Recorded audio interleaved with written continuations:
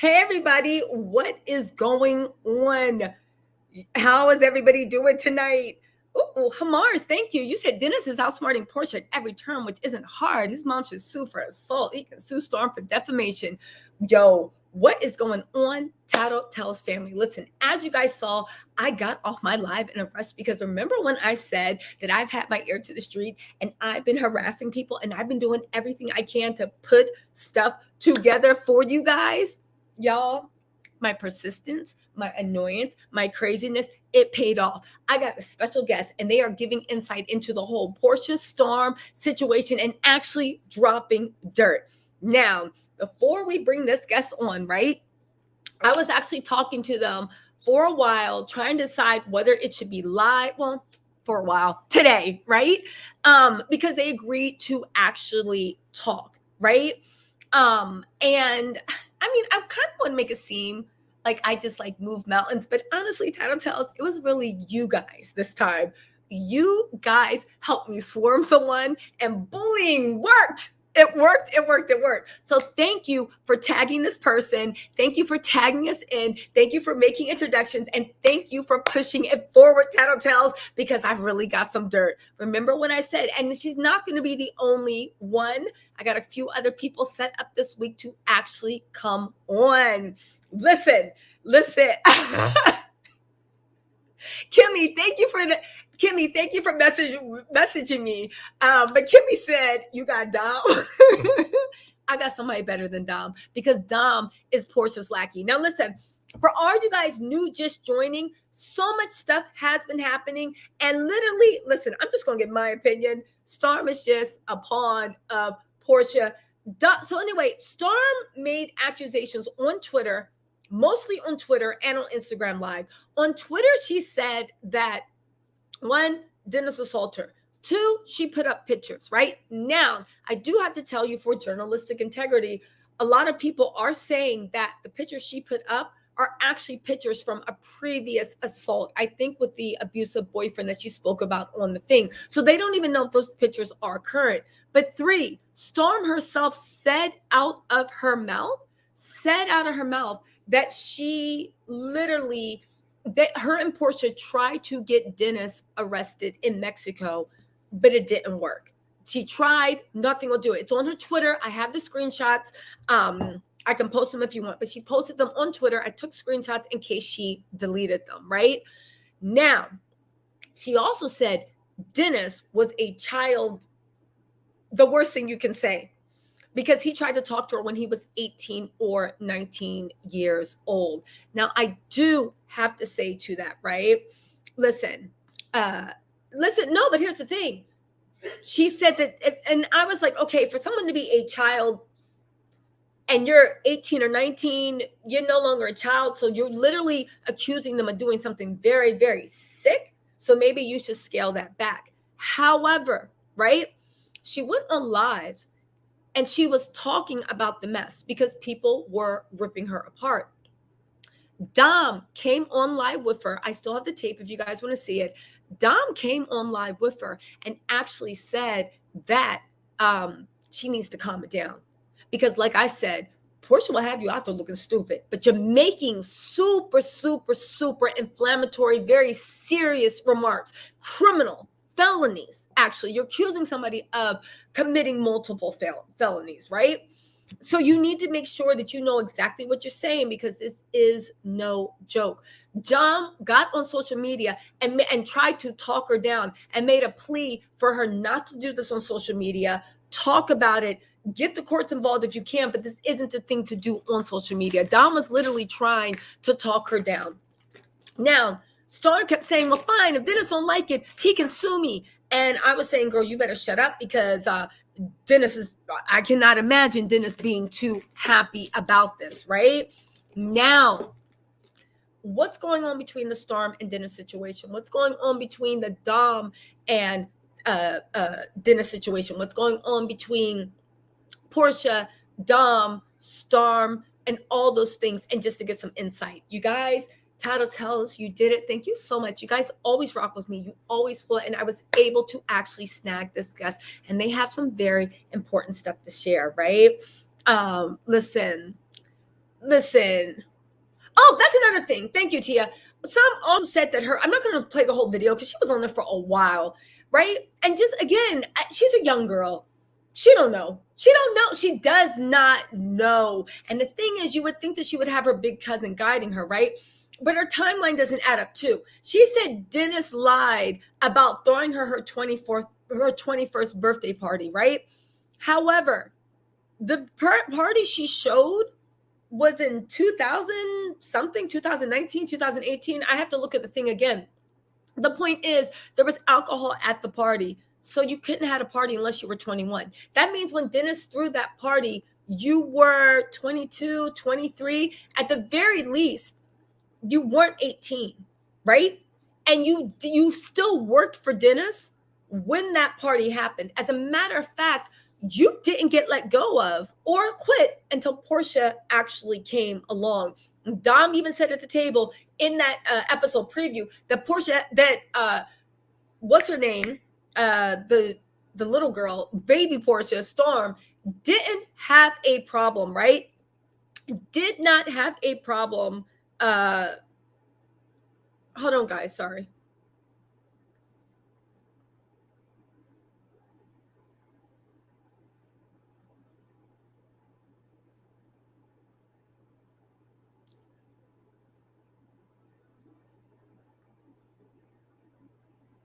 Okay, sorry. Did not have a problem, right? Did not have a problem with anything with Dennis. Worked for, hey, what's up, Reggie? Hey, what's up, Reggie Greg Blanchard? You guys follow Reggie Greg Blanchard on Instagram or Twitter. Choose your poison. Really, really fun thing. He does have a penchant for horror movies, which I can't get with, but otherwise than that, his feed is actually really good. Listen, that's right, Kyra. I'm working for a living.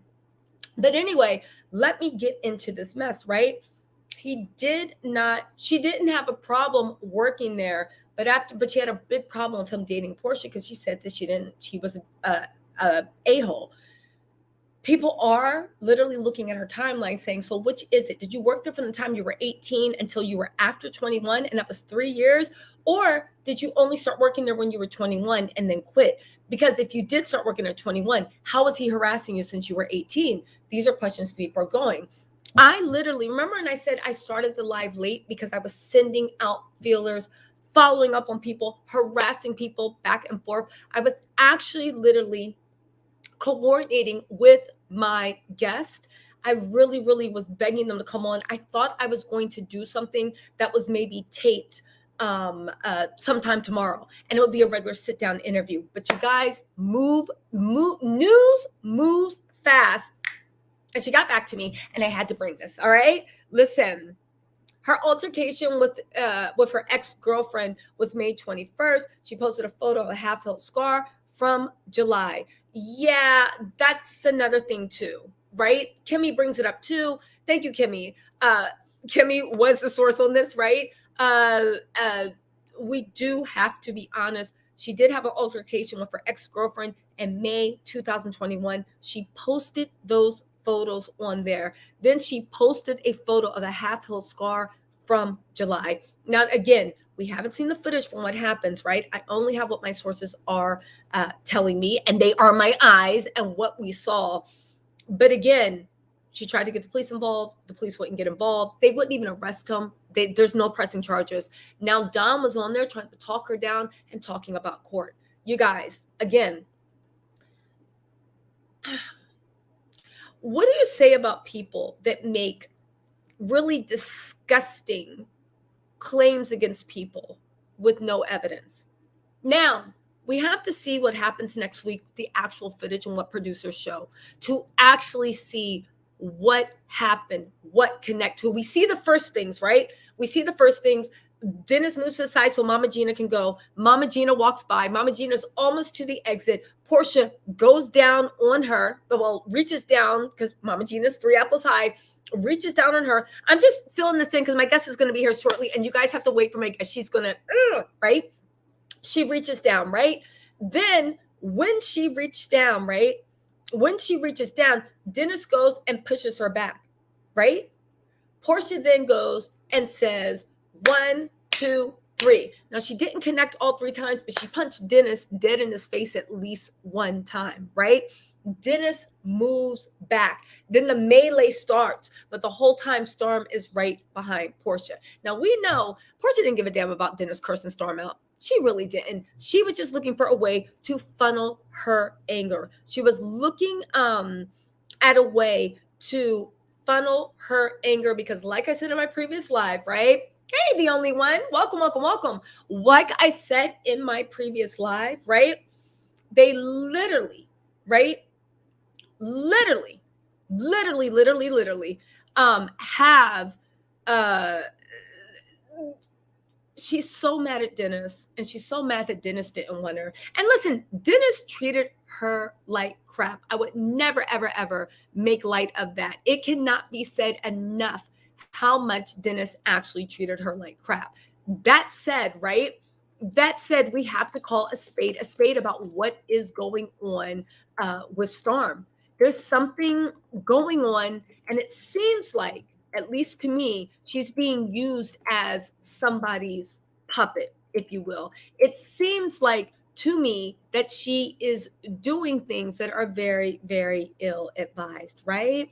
Now, my special guest will be on, I don't know, in about maybe 10 minutes. She'll be on in about 10 minutes. She's going to pop in any time. But my whole point is, it does seem like she is actually doing things that are very, very ill-advised. And again, the horrible accusation, let me actually pull this up, right? The horrible accusation she made on her Twitter, not her Instagram, but on her Twitter. Not her Instagram, but actually on her Twitter, right? They are criminally liable. They literally are. She is accusing him of felonies that can literally get him under the jail. Literally. Let me just read you what she said before my guest comes on, and then we can just like figure all that out, okay? But they literally are felonies that are going to put him under the jail if what she's saying is true. Many people are saying, including Dom, who went into her Instagram live, that she needs to calm this down because he will sue you for this. He will sue you for this. Many people are actually saying that. So this is what we get. Now, hold on. Let's see. Hold on. Okay, hold on. Hold on a second.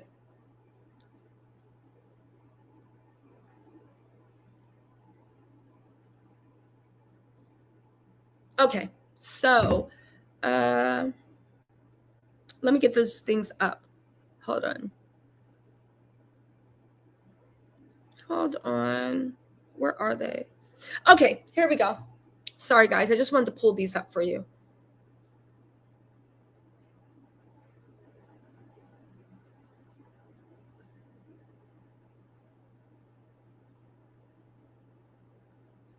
Hold on.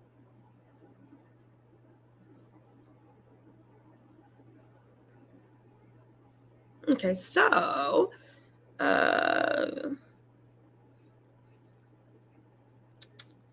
are those things? Okay, here we go. Sorry, guys. I got so many photos. Okay, so she starts off saying, she's saying this man sexually harassed me for months until I quit. I was not fired. Porsha Family Matters. Hold on. Porsha Family Matters, right? She then goes on. This is the doozy. She said, Slim said, girl, Mexico jail should be where he went. And she said, girl, we tried. I swear. Stormy's Insta is Stormy ABSN-S. We know it is actually Stormy because Porsha actually liked some of her tweets and retweeted her tweets. This is actually the real Stormy. Okay, so I already verified that. This is in fact Stormy's account. She said, I was a young woman. Somebody said, you was grown then. She said, I was a young woman trying to just get a job. After being sexually harassed, I left. That's actually not true. After him dating Porsha, you left, just like after him dating Lottie, you left, right? she also posted some pictures. I'm not going to show them because they are on the Shade Room.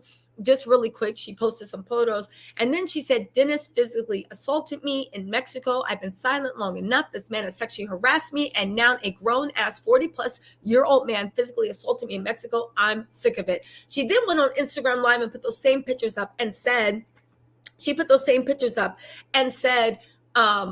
nobody did anything about it. She was referring to the police not doing anything. I have screenshots of anything in case she tries to deactivate or delete, right? Now, this is what I think what Dom got on and was like, yo, you need to calm that down, right? You need to calm down. Stormy said, Dennis is this. I'm not going to say the word, but it's right there. I was 18, 19 back when I worked for him and sexually harassed me the entire time I worked in his establishment. I'm a lesbian. We did not ever see each other outside of work, and I have messages. Stop the cap. Nobody wants his fat ass. Porsha Family, and she hashtagged Porsha Families Matter. So she wanted everybody to find it. Before y'all start saying I was digging in that girl's trash, she put a hashtag on. She wants to be talked about just like she is a mini Porsha, right? Keep talking. It's good. That's why Dom got on live and was like, you need to calm that mess down. Do you realize, even though in my opinion, your older cousin is capping you up to do her dirty work, just like Porsha had Dom being her agent of chaos while she just sat there drinking Henny and by the pool with Simon, right? You accusing someone of doing that is one of the sickest, most lowest things you can accuse somebody of.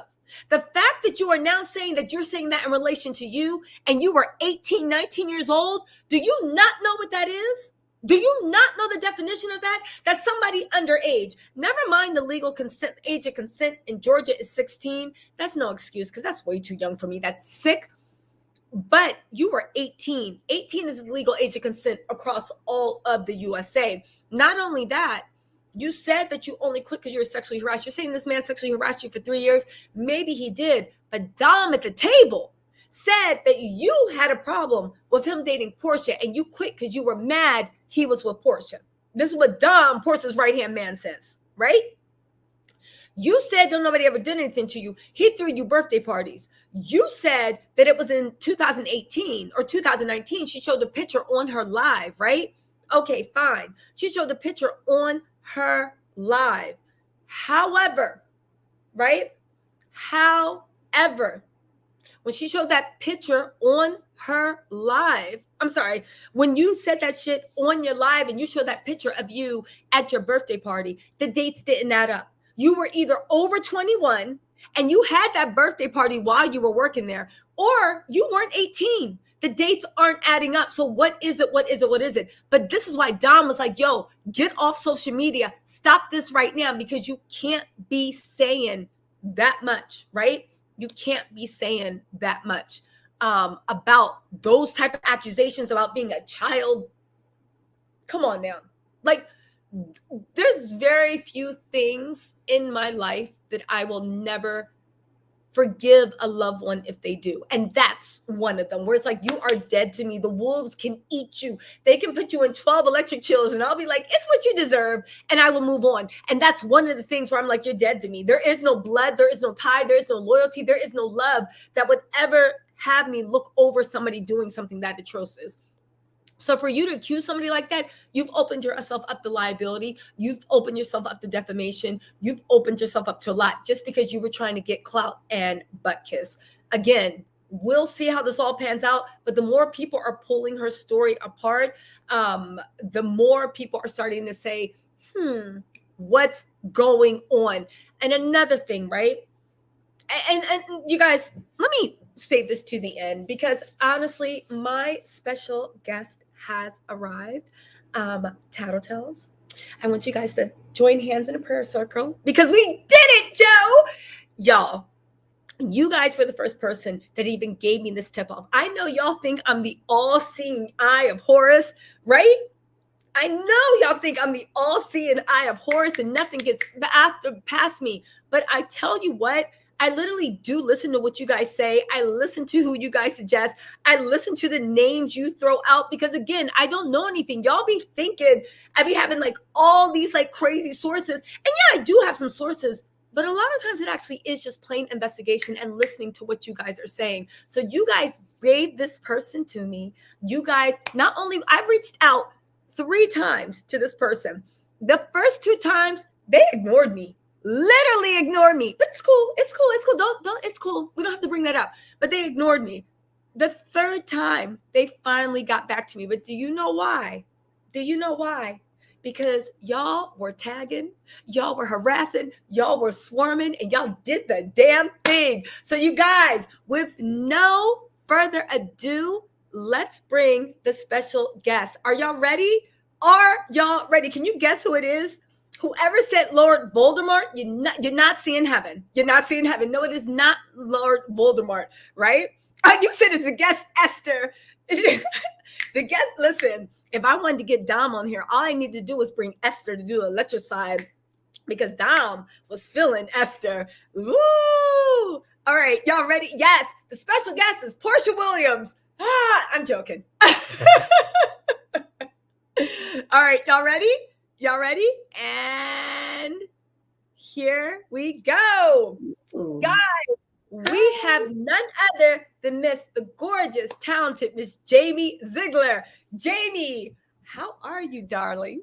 Hi, can you hear me? Yes, we can hear you fine. I look fluffy. Okay. No, you look perfect, Jamie. Thank you so much for joining me. The first thing I need to ask you is, why did I have to reach out to you 3 times for you to take this? I'm joking. There was so much going on. I think it was my old Instagram. That was definitely one thing. Oh, okay. I'm never over there. I tried to direct traffic to House of Glam like 5 years ago. So that's definitely probably it. Okay, so you know what? That was my ear, but I was just joking, Jamie. Thank you so much actually for taking the time to come on. I so appreciate this. I know my people were tagging you, doing this, doing that. You know, when Jamie finally got back to me, she was like, what the hell? Like, girl. I think she was ready to send me a cease and desist order, but I was dedicated, Tattle Tells. I was dedicated. Yes. No, I'm here. I don't know. There were so many things. I think it kind of started really heavy a month ago. And then that's when I realized, I think every time you would do a book review, I would get a lot of hits. Like, you need to talk to Tisa. And I'm like, what? So yeah, you guys keep bringing up the attention. I'm looking at the comments over here. Okay. So listen, let me guide you in this. I have a few questions, right? So for instance, a lot of you people, Tattle Tells, you guys are asking like, okay, Jamie, why don't you explain your relationship in this? Now, I'll tell you guys the truth. When I was reading the book, if you guys just listen to the last chapter, there was a chapter when there was a girl named Nikki. Nikki actually got Porsha on The Real Housewives of Atlanta, and she was just mentioned. I thought it was just weird. I researched everybody in that book. I even tried to find out who Country John is. I think I might have got him. I just want to see if he'll come on, but I think I got the real Country John. But I tracked everybody that I could down within reason, right? Cordell has not gotten back to me. We'll see what he says. But I thought I did research to see who everyone was. Country John was fictitious. Cordell wasn't. You, I believe, were Nikki, because I did a little research. And the Jasmine brand had an old interview about how Porsha actually got on The Real Housewives of Atlanta. You guys don't sleep on the Jasmine brand, especially her archives. Her archives are like solid gold, right? And the producer, I think her name was Princess, if I'm not bad, but the producer, the producer Princess said that Porsha, you were the one that actually emailed her. So that's what got me starting to harass you. And again, when the Tattle Tells were like, oh, you need to talk. Okay, so that's good. So, but why don't you explain to everybody what is your actual role now? Some people said stylist. Some people said you're a producer. What is your actual role? Well, the whole thing, I started in this whole thing as PR, from the music industry to football players to then TV personalities. So it was my job to do everything that I could to make you be your best while you are filming. So that might be your look, that might be your events and all the sponsors for the event, just anything that I can grab to make you just pull off what you need to be looking like for the season. That's what I am there for. So that is definitely green screen looks and destination looks and the group scenes and stuff like that. Okay. So the group scenes and stuff like that. All right. So that's what you did back then, or is that what you do now? It just depends on who I'm working with. Some shows, like I've done stuff with people on VH1 and the E channel. Like I might just do your green screen looks. Some people I might just pull in sponsors for all your events, and some people I might just be hands-on and do it all. But I definitely, when I am working with you, I create content for whatever it is I am doing for you. Okay. So that's good. So currently, do you work for Bravo? Do you work for can you talk about this? Tell me if I'm being too nosy. Tattle Tells, y'all know I'd love to go through people's trash and be like, so who'd you go on a date with last Saturday? We saw you at Applebee's, but that purple dress didn't really compliment you. So No, I've never worked for Bravo. Jamie? I like to pick out the talent that I like to work with because I like to pick people that I peep out that want to work, yeah. We're getting the For a minute. Can you hear me? I can hear you now. Okay. I don't know. It's like a little delay. It's StreamYard. Sometimes StreamYard be tripping. Go on. Yeah, no, I kind of like peep out people, and then I might watch you for a couple years and be like, hey, you want to work together? Like it's not a you can call me. I mean, I try to, if you hit me up because of other people, I try to be nice, but I would really rather work with people that I feel that I could mesh with and help to make them greater, along with what they have to offer and what I have to offer. So no, not Bravo. Okay. All right. So that's cool. So, all right. So let me know if you could explain to everybody, what is your relationship to everybody involved?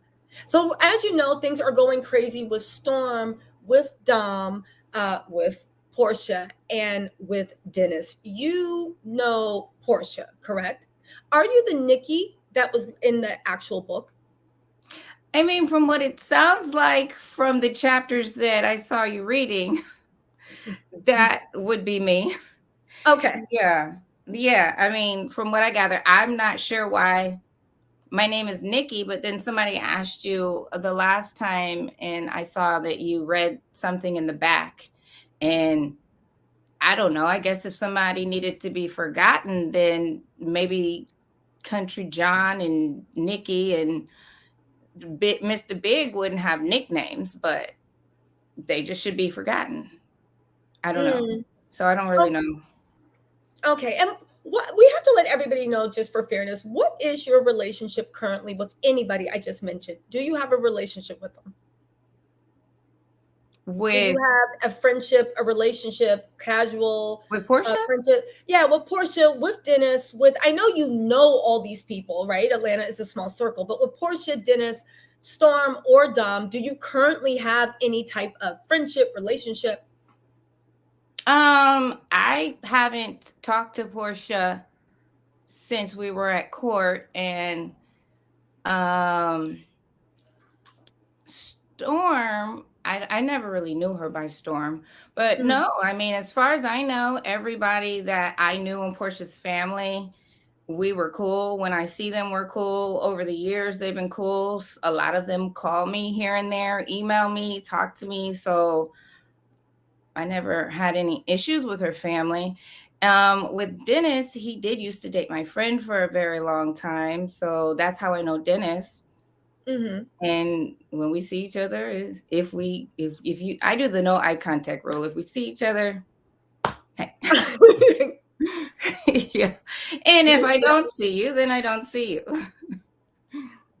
Okay. Yeah. So a question though, you say that you knew Dennis from dating one of your girlfriends. What was your impression of Dennis? Because I don't know if you actually heard, but Star made some really shocking allegations toward Dennis, saying that he is a child.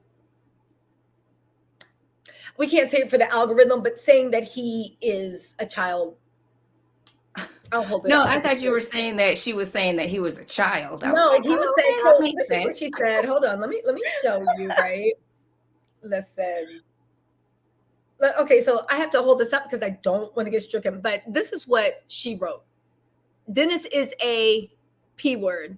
I was Mm. 18, 19 back when I worked for him, and he sexually harassed me the entire time I worked in his establishments. I'm a lesbian. We did not ever see each other outside of work, and I have messages. Stop the cap. Nobody wants his thing. Now, let's talk about her first claim. Have you heard anything in the Atlanta streets, and this is just your opinion, about Dennis being a child? No, Yeah. no.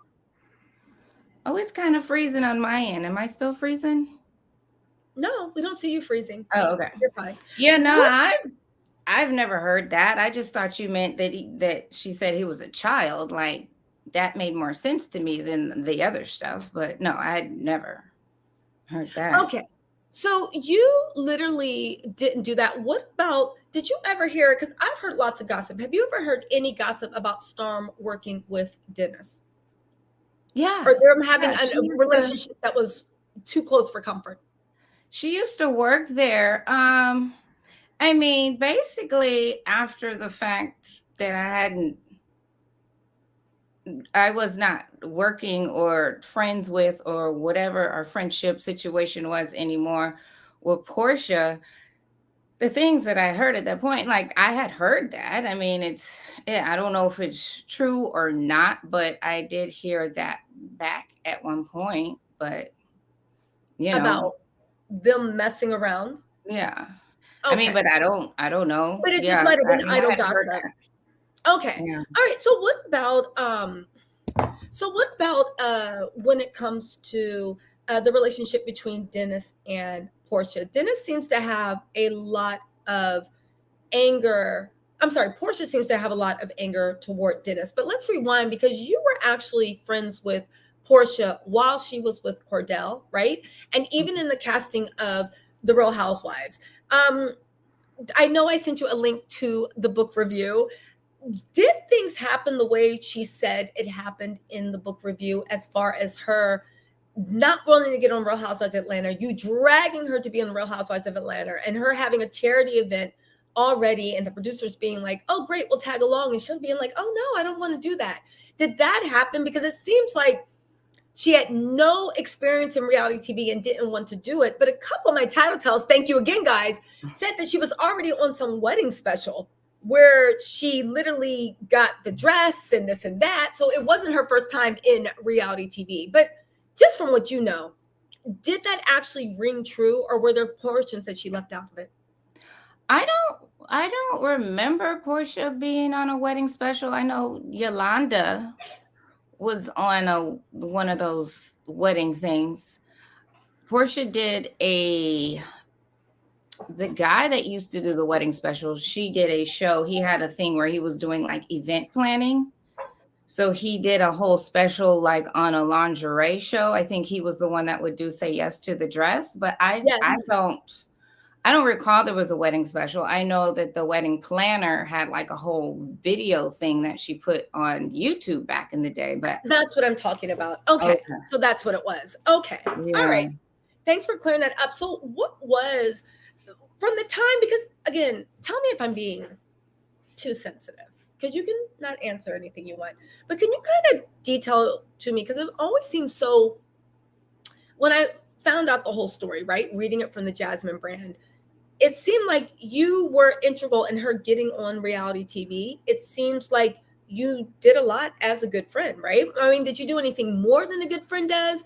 No, good friends do a lot, but you did a lot because you were a good friend. And then something happened and it wound up with the assault. What, how did that happen? What changed? Can you just take us through from the time when you first said, girl, I'm going to get you on TV, or if it went like that, until the assault?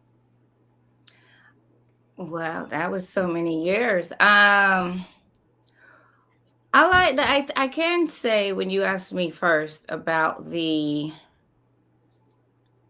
getting on the show, I think it was more just to because I'm just a firm believer. I believe in reality TV. Like people think it's the devil and all of that, but I think if you use it wisely, if you have a conscious talk, right, have morals, like you can go anywhere. And if you don't care, you can also do a lot with it. It's just about using, whether it's 10 minutes, one season, 5 seasons, 10 seasons, and using it to benefit yourself and your family for the future. And that's my main focus when I suggest to men and women to be on reality TV. It's about the things that you want to do and preparing your family for the future. Mhm. So that was really more my goal at that point. And I knew she had just gotten married. At that point, it had been a year. And so I was like, okay, I sent the information. So we were actually, it was just different on how it came out in the book because we were actually at her house, her mom's house, because she had just moved out from Cordell. And so she was at her mom's house. And the whole thing was, work on your marriage, work together. And this is something that, you guys can do together and build together, show other couples, or if it doesn't work out, you could still use this as a platform to work for your life for the future. So I was all about, you know, fix this first and then go over here. So Mhm. that was really where it started. So in the book, it was more like it was a phone call, but it was more than that. It was a whole situation at her mom's house. Okay, so you guys kind of planned it together, getting on how to get on Real Housewives of Atlanta and how you were going to present, how she was going to present herself. It was basically like I sent the email and they hit right back. I go over to her mom's house because she had just moved back to her mom's and my phone died. And we were just talking all night about her relationship. And then the next thing that I know, the next morning, I turned on my phone. I was still at her mom's house and they're like, contact us now. And so then that's when I went downstairs to sit down and we all talked about it for like 8 hours. This is what we're going to do. We're going to hit them back. But before that, like before them needing to know anything, you guys still, you and your relationship, figure out what you want to do. Because if not, if you guys don't want to do it, don't do it. Like it's that simple. So Okay. Um, okay, so it was that. You guys got that. Okay, so she was on reality TV. She was on Real Housewives. How do you think things went for a while before things started deteriorating? Was Dennis the reason why you guys fell apart? Dennis? Well, the relationship with Dennis. Like what led to the situation, the assault? No, she didn't know Dennis when I was still cool with her. I Oh, really? mean, yeah, no, she didn't know. Okay, so then how did the but then so then what was the assault about then? It wasn't about Dennis and it wasn't about anything with Dennis. It was just a random. I still don't know. I have not heard anything. When we went to court, I heard that she wanted to talk to me before we left. That didn't happen. Over the years, even like recently, like everyone that does know her is like, "Oh, she said she wanted to talk to you." I'm like, never talked to her. So maybe that's just, if people bring it up, she might just want to be like, oh, I need to talk to her just to brush it off. But no, I have no clue. Okay, No clue. you still don't know why this assault actually happened. So she No. literally, it's kind of like the same way she grabbed Kenya. To me, the way that she assaulted Cynthia, it just came out the blue and her anger peaked and then she just went crazy.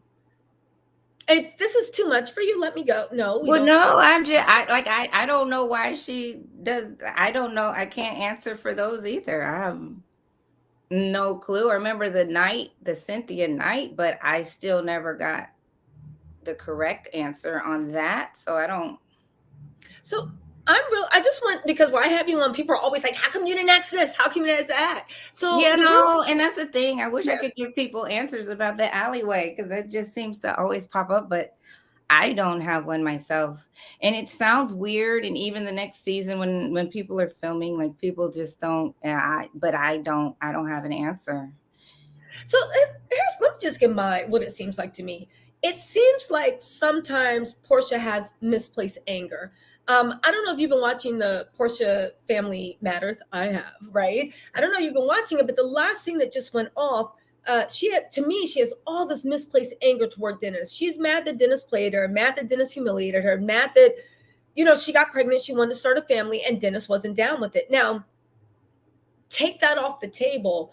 She has a lot of anger, whether she's right or wrong. She has a lot of anger and resentment. And instead of focusing on Dennis, she seems to focus on Dennis's mom, right?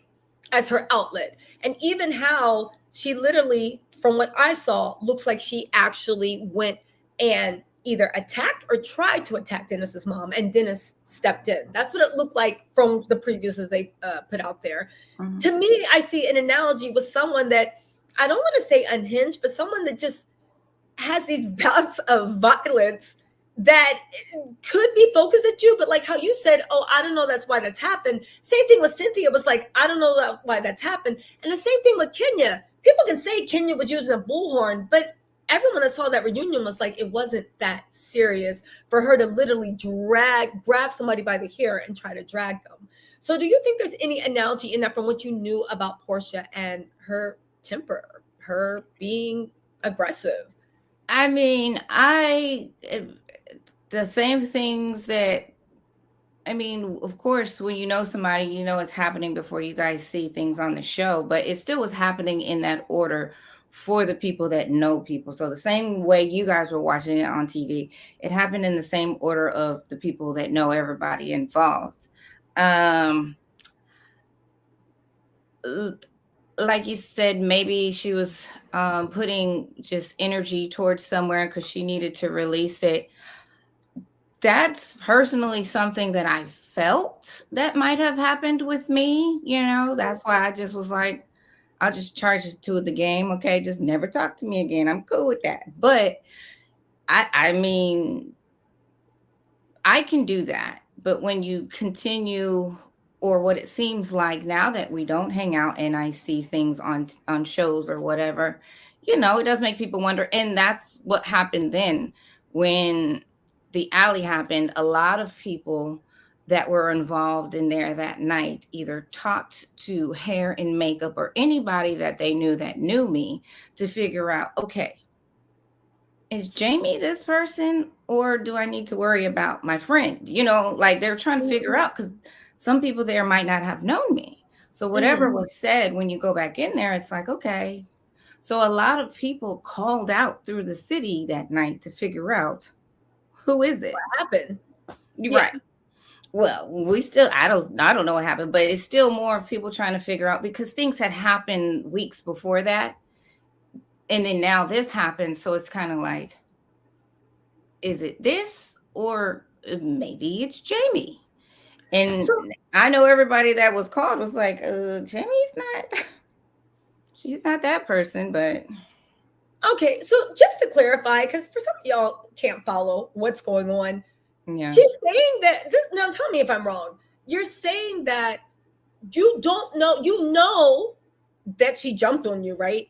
But you're not sure what triggered it, because up until that point, Right. you guys had never really had any issues or any problems, right? No, no, we never At had. all. Never. Now, okay, never think that night when it happened, right? We were texting all the way until she walked into the event. So that's why I had no clue.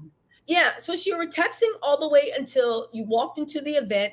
You guys had never had any problem. You guys were cool. And then just like that, she just flipped on you. A switch went off, right? Now, for I I don't know. I mean, there a lot of people say maybe other people were saying you were doing something. I don't know. I mean, I never got that call from a friend that was like, "Hey girl, let's go to lunch, let's talk." So that's why I'm saying there was no, even if somebody was making up something, and you know somebody forever or somebody that was in your wedding, like, hey girl, what's up? Like, I never got that. And we were texting all the way to before that. She was at my house before that. She came to my house twice that day. Lauren was at my house that day. And then that's when the new assistant had came around. That was his first day there, was that night that I met him. And that was it. So, Because I did the costumes, because she was supposed to change. So I did all the looks she was supposed to have that night. Her Shamia, I did Lauren's outfit and other people that were there. So it's just like, I'm just there to get the money shot, you know? now here's the thing. Hey Girl said, were you in Portia's wedding? Hmm. Okay, you were in Portia's wedding. So you guys, I don't know why this is so hard for some of you guys to follow, but you know, things do happen unexpected. It sounds like, how many years ago was this? This was 6, 7 years ago, maybe 8 years It ago. was the year before the wedding. So probably the season, yeah, 7, 8, 7.5. Yeah. Okay, so Queen Bee, thank you for the super chat. It's not making sense. Portia just jumped on her and she doesn't know why. Queen Bee, I just want to put this out and clear it up for you guys, because you guys just pay attention instead of asking. Like, let me just put it out. It sounds like what you are saying is you and Portia were cool up until the fight happened. It sounds like to me when something bad happens, there are always reasons why it could happen, right? Yeah. But when I'm asking you, do you know why? I'm asking you, did Portia ever contact you? Did you ever get any type of answer, any type of explanation, FU text, an apology text? That's what I mean about, and I think, Jamie, that's the way you understood the question. You guys are like, you're confused. I guess you guys have never been and assaulted. and that's what everybody in, I mean, years have gone by, and you know, things were filmed, it's never shown, but people know who I am. Like, I don't have to prove anything to anybody, and I've always said I don't have to.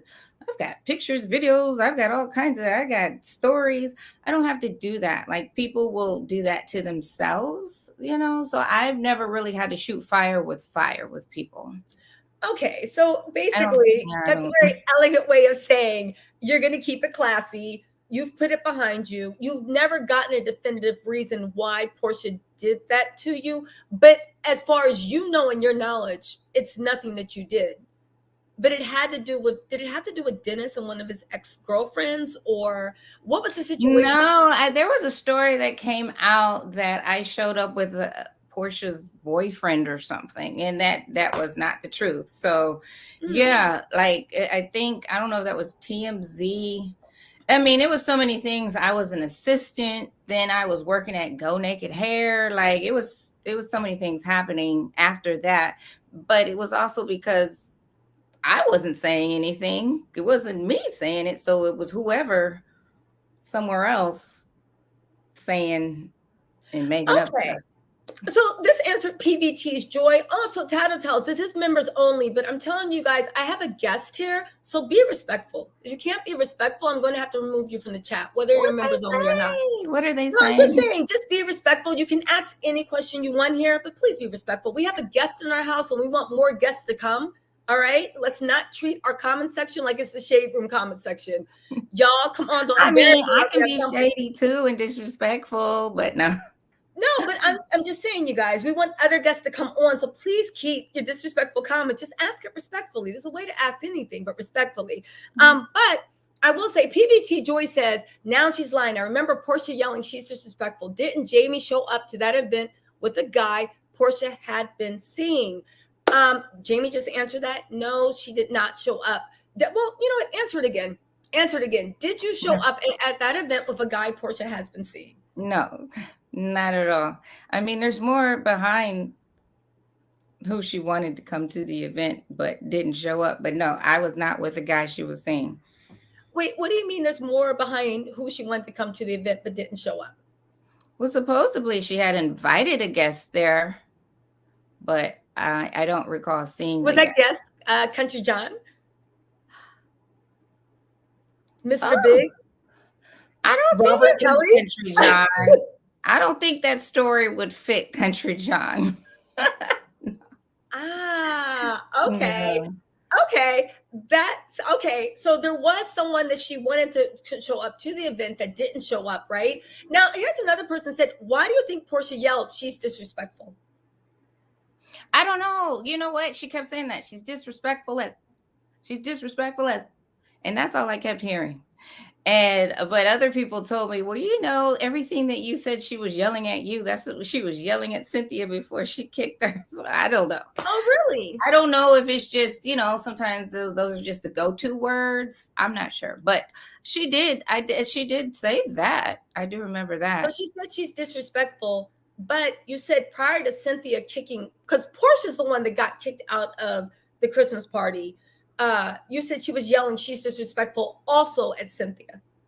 Or you heard I think it was more of the F-bombs and the bitches and all of that. Like the other things she was saying to me were like, they're like, that's exactly what she said in this situation. Oh, But okay, got you. Got you. So listen, let me ask you something. So you didn't know Portia when she was with Dennis, correct? no. Okay, but you did know Portia for how many years? Whew. I don't even know at that point. I don't even remember what year we met. But by the time she got on the show, it may have been like 5 years. Okay, so 5 years is a little while. Queen Bee said she remembers Portia yelling she's disrespectful ASF when she was running after her. That's why she's confused. Like she gave you no context as to why she was mad at you. Did she give you no context at all and just attacked you like a wild animal? Well, what happened when I heard that? The funny thing was I was about to leave. I was going to go out the back door because I had another event to go to. And I was like, oh, let me go get my coat. So I go get my coat in the front and I'm like, I'm just going to go out the back door. But at that point, they had moved to the back area and were filming over there. And so I'm just like, okay, I'm about to leave. And then I hear somebody yelling and I was like, who is yelling? Because mind you, I'm not even mic'd up. I'm not part of this finale. I'm just over here trying to get my money shot and then on to the next. And so I turn around and it's like, yeah, you. And I was like, they're talking to me?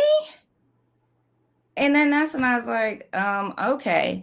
Because mind you, what are we doing? Like, what are we talking about? And what are we yelling? And the cameras are rolling. So I continue to walk outside. But at the minute I got to the door, I was like, no, this doesn't make sense. I'm like, what are you mad at? Like, I actually turned around and said it at that point because now I'm confused. Like, no, you're really filming right now and you're trying to add me into the situation. And she just kept saying the same thing. And at that point, I just was like, okay. And then that's when I just walked out and went out the back door. And then that's when she came down. But other than that, it kind of hits you like, no, like this is really, like she's really doing this on national television. And I just needed to know, was I supposed to be in on this? Like, could you have told me in the text? Like, I was confused.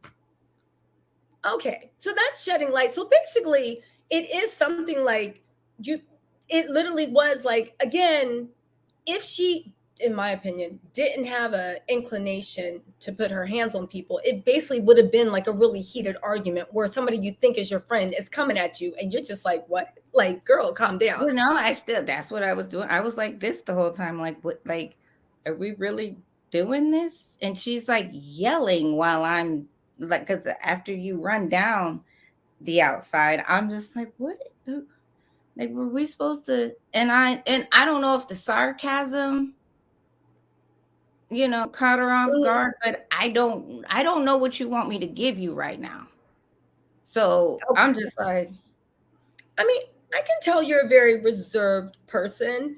It doesn't seem like you would be out cutting up, acting a fool in the street, or even cursing somebody out in the street. So I understand. And I also understand that this did result in a court case, right? So I understand there might be certain aspects of it that you don't feel comfortable speaking about or you don't want to speak about. But Britt says she'd rather talk about the court case you were involved in and Cordell and when they broke up. What about the court case with Cordell? So the court case I with wasn't Porsha, involved. I know that there were people in question in their divorce, but I was not involved in their divorce situation. I didn't get a phone call for that because I okay. wasn't really around for that. Okay, can you tell me a little bit more? What do you, because you were around for the Kenya era, what do you think was the source of Porsha's animosity toward Kenya? I don't know. We had talked about it before the next year was going to start, Mm-hmm. but a lot of times when I'm like situation, I don't even know how to handle situations like that. But for me, handling a situation like that, I'm going to talk to my friend, and still just, I mean, there's just certain things that I believe in. And I just believe Mm-hmm. that you're not supposed to put your hands on people, Mm-hmm. period. I mean, it's against the law for a reason. But you can't just make your friend feel like they did something crazy either, but it's still me kind of just saying like that's my belief Mm-hmm. of the situation. So if that's your belief of the situation though, but what about were you there at the scene where she said Miss America instead of Miss USA? Yes, I planned the event. I Okay, planned the event. so you planned the event. Perfect. Do you did the scene seem that bad? Did Kenya, because Portia says in a book that Kenya was rude, disrespectful, got up to leave, did all this stuff. And she was just like, oh my God, did Kenya actually act a fool? Like, where, again, how much of that is true? How much of that is false? And like, was Portia just innocent and just caught off guard? I mean, it was a lot because I had to get it all together and the sponsors and the vendors. And I was not sitting at the table with Portia. I was at another table next to Okay. it. And I mean, it's still an event. So you still have awards and you still have people performing and like it's still a thing that has to happen. So I don't really know what's happening over there. I do recall that I think she said that Kenya left. But the But do only you thing remember any that type I of found arguments? out was after she told me Oh, what happened. So I did know she said Kenya had told her Google me or whoever said Google me. So I remember that. Like she told me after, but I wasn't outside with her when she okay. went out there. So you didn't hear or notice anything. You wouldn't need to know they were arguing if you hadn't been there. No. Yeah, no, not at all. Okay. It wasn't. This I just knew because she just was like, it's getting difficult. And then because she's still filming, so it's not like she can keep coming over to my table. So I don't really. okay. No, that's just actually surprising because in the book she makes it seem like there was a whole Kenya started a whole big scene. But if you didn't notice, you didn't notice. Which I guess it wasn't that big a scene. It sounds like a couple more questions about the fight. It sounds like do you know why the full fight didn't air on TV? Probably because I'm not on the show, and Okay. and you'd have to be worried about what I'm gonna do about the situation. Okay. And did Portia try to get you kicked out of the party before all this happened? Because that what was reported to the media at some point. So we're going back to the party What when the party? fight happened. It was reported in the media that Portia tried to get you kicked out of the party before everything went down. No. Matter of fact, her and Shamia were supposed to sing at the party that night. Like I got the outfits. Like I said, I was there for the money shot. And then I had my dress on. I was going to the next holiday party. I was out. Okay. And she was texting me all the way until she walked up in there. So yeah, no, that wasn't what I got on my end. Okay, so there wasn't any beef beforehand. It really was just something No. that happened out the blue. And for those of you guys that are just doubting it, are you serious? Every single fight and argument that Porsha seems to have with someone that ends up in a fight happens out of the blue over things being seemingly insignificant. Did you guys see when Cynthia fight was coming? Did you see Kenya coming? Whether or not you think it was justified, did you see it coming? Why are you guys acting like this person is anyway? So TV Nurse Chick said, could it be that Porsha may have thought she was doing something that she wasn't actually doing, and Portia's too mature to admit her mistake and apologize? Do you think that's it? I mean, well, from what I've gathered is, things were said when she went back in there. Things were continue to be said. Situations continue to try to happen when she did decide to go out in Atlanta. And I'm just like, I think it's because when you're on a show, the episode has to come on because they heard about it in the news, and then now the episode has to come on. Then now the reunion has to happen. Like, she had to keep living through it. And I mean, hey, I'm not saying if you do something, you got to deal with it. But, she had to continue living through it all the way through that year. And then when marathons happen, when anything happens, now it's 1, 2, 3 people. And now it's 1, 2, 3, 4, 5. Like, it's, so you don't want to, whoever you're around or talking to, make it like you're just really out here doing that. Like I said, I don't know the reason why. I don't know. I do know a few responses that she was out there saying to people about it, but they were all different. So it was just like, that was just the answer for this person. That was just the answer for this person. So I'm like, what is the answer? Yeah, I mean, and honestly, to me, it sounds like you're a very matter-of-fact person, and you don't really speak about things that you can't 100% be sure of. And I understand it was a painful part of your life, and you don't want to start speculation again to dig that up. And maybe there are some things that go. Quick question from Kathy. Kathy Smith says, are Brandy and Tanya, Sheree's friend, Cordell's son, mother, the same person from Portia's book with a name change? So she named Cordell's ex-fiance, the mother of his son, he named her Brandy. Is that really Tanya, Sheree's friend? Do you know what's Cordell's baby's mom's real name? Do you know? I've seen somebody posting recently saying that was her name. I never knew her name, but if you say his ex-fiance, that's the only person that I knew he was engaged to before. Mm-hmm. Unless there was somebody else. And is that Brandy? Is that her name, or does that sound like her name? I don't know what her name was. Okay. Yeah, I don't even remember what his son's name was. Okay. So Sandra ATL says maybe she waited that Portia's producer man or something, right? Listen, so Jamie's confused. Why did you have to go to court then? Wait, Jamie, she had to go to court because she was assaulted, correct? Is that why you went to court? I went to court because she never stopped talking. It had been a year later, and like every single week, because like I was saying, she had to relive it. Like I said, I could have charged it to the game and just been like, lost cause.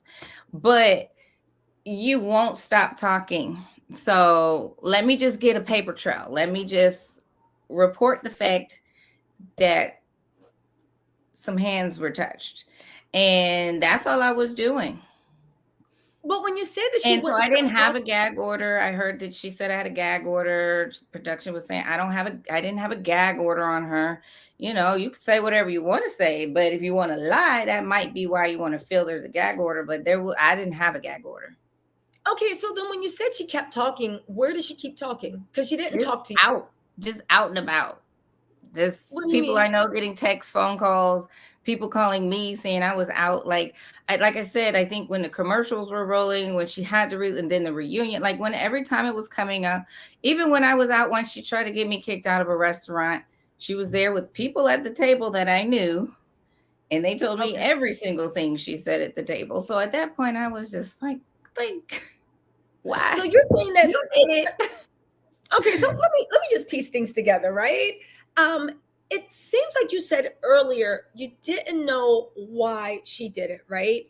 You did hear she was talking around town, and it sounded like she was spinning things to her favor, but the things she was saying you knew to be not true. And because she never contacted you, that's why you can genuinely say you don't know why it happened. You know that she was mad at you. You know but she Yeah. never actually gave you an actual reason. And the reasons she told everybody else were false. Well, I knew they were false. Some of the things she was saying, I like it would be just people I didn't even know. Like it would just be random stuff. So that's why I was like, every time it was a different thing, and I'm like, I don't know, no, just say you don't like me. How about that? That would have worked. That would Okay. work just fine.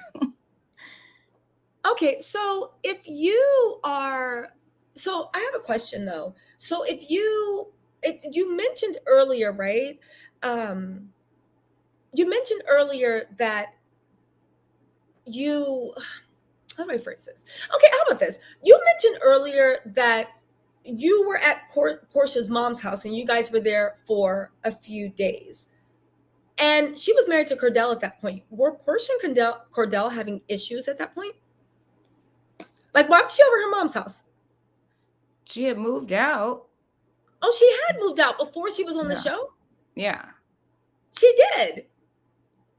Oh, okay. I mean, Now, that's why with the book, with the Nikki, I mean, it doesn't add up to what I remember, but maybe okay. she was in I don't, everybody has a different recollection, I guess. So they were already having problems. From your recollection, they were already having problems. And she was at her mom's house when she started filming for The Real Housewives. No, no, no. She wasn't there when she started filming. This is just when we got the email. Okay, but what I'm asking you is from her being at her mom's house, were they having marital troubles before? Is that why she was at her mom's house, or was she just chilling at her mom's house? No, I mean they had like an issue that she was trying to get worked out, and I can say out of everything, and that's why it's odd about the book that there's so many things missing that could help or for people to understand your character more. I mean, maybe by doing these other things in the book, you might have felt that was enough, but um, like the reasons why she was doing what she was doing then, I thought that was a very powerful reason and should have been talked about, but you know, I guess that will be for her to tell at some point later in life. Okay, so you don't want to tell. She didn't do it this time, so Okay, so Janae wants to know what things differ between your recollection and her book. Your recollection, did you read the book? Did you watch the videos no, I sent I you? just listened to you. Okay. I listened to Okay. you. So, did you see any similarities in real life into what was written in her book besides the name of her being named Portia and Cordell being married to Cordell? Was there any like similarities in that time frame between when the wedding was over, when the marriage was over, when did the timelines add up or did it seem like there were a lot of missing pieces? I just think there were a lot of missed opportunities. Hmm. I What do you think mean by that? things that could have been said that but then that's when I had to step back and understand that just because I might know it doesn't mean the other person involved knew it. So you might be just saying it to shape for if that person reads it, not for me. You know what I mean? Like, who cares about what I So are think? you saying that she wrote the book for people that don't really know her and will believe anything and No, not for people I that just actually knew her? it just didn't go in the same. Like I said, I don't know if some of those things just didn't add up or but it just wasn't the same thing that was Oh, happening for me. Like, okay. So you're I not did PR for a club in Atlanta, so that's why it was a social butterfly situation. And Monday nights was my night, and the whole city knew that. And artists, football players, anybody, entertainers, they were going to host that night. And with the promoters that I worked with, and she came every Monday, so it was just I didn't, it was the I didn't know she was struggling with the devil on the dance floor. oh, So it was a whole.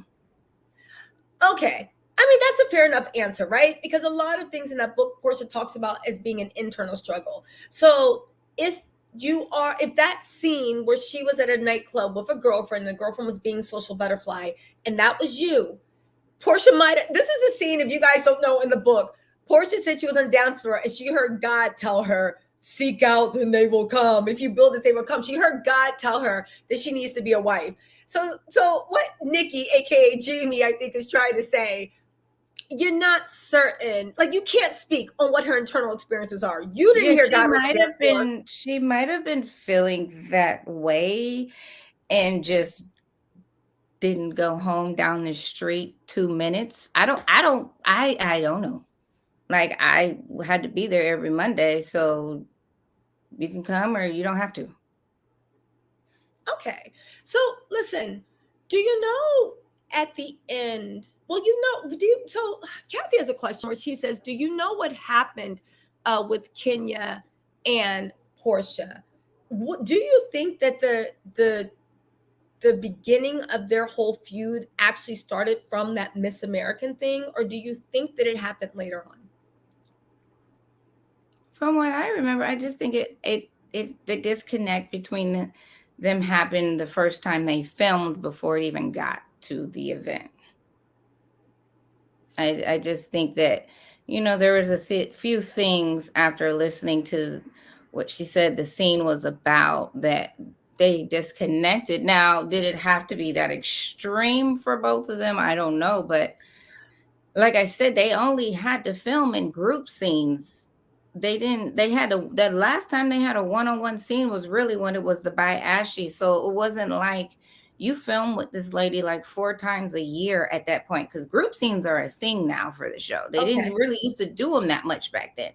And so for that to happen at the reunion, my whole conversation was you can call me a bitch. That's fine. I'm a bitch. I agree with it. Like, what's the problem? Okay.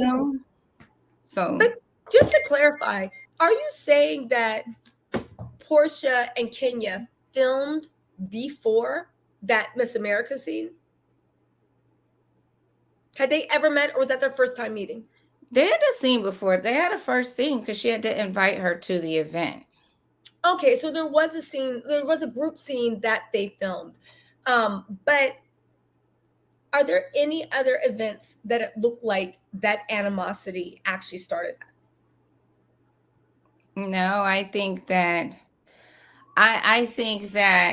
Portia felt a little something the first time, but it was I believe, like, I don't think she really gave her anything. I just think she felt a little tension from Kenya's end, but how it ended up in the driveway with the Google me and all of that, I don't, Okay, I mean, at that point, people trying each other and anxiety's high.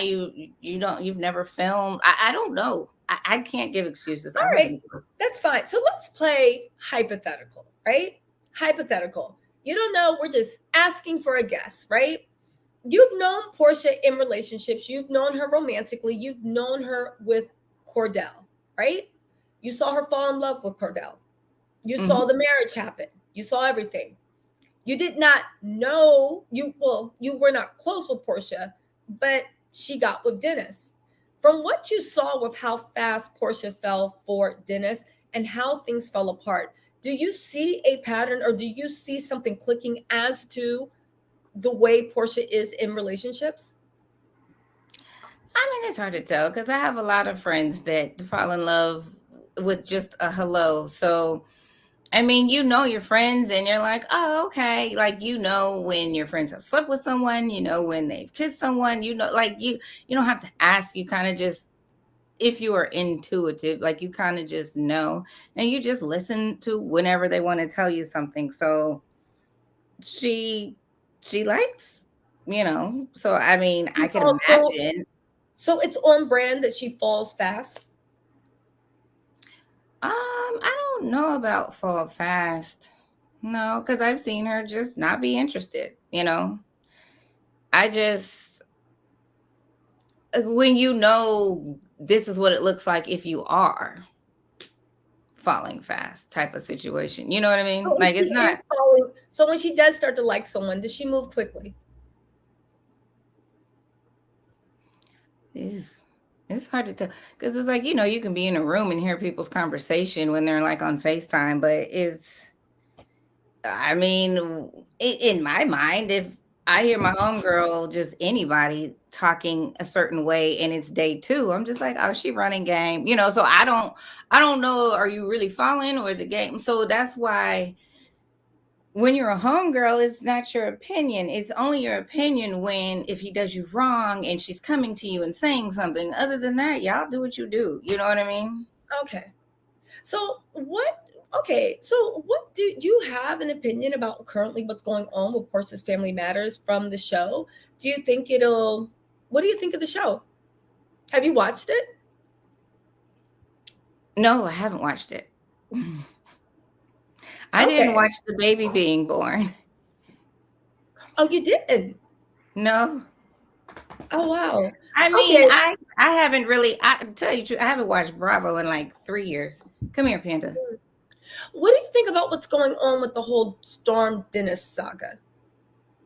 Is it common if you are on a reality TV show, and this is just from like a reality TV show thing, from what you know when you were helping Porsha, is it common that people can make accusations like that and that somebody can't sue you out of court? Oh, wait, the who? The accusation Storm made against Dennis. Are there disclaimers or something where you can say stuff like that about people and they cannot sue you or come back? I mean, I don't think.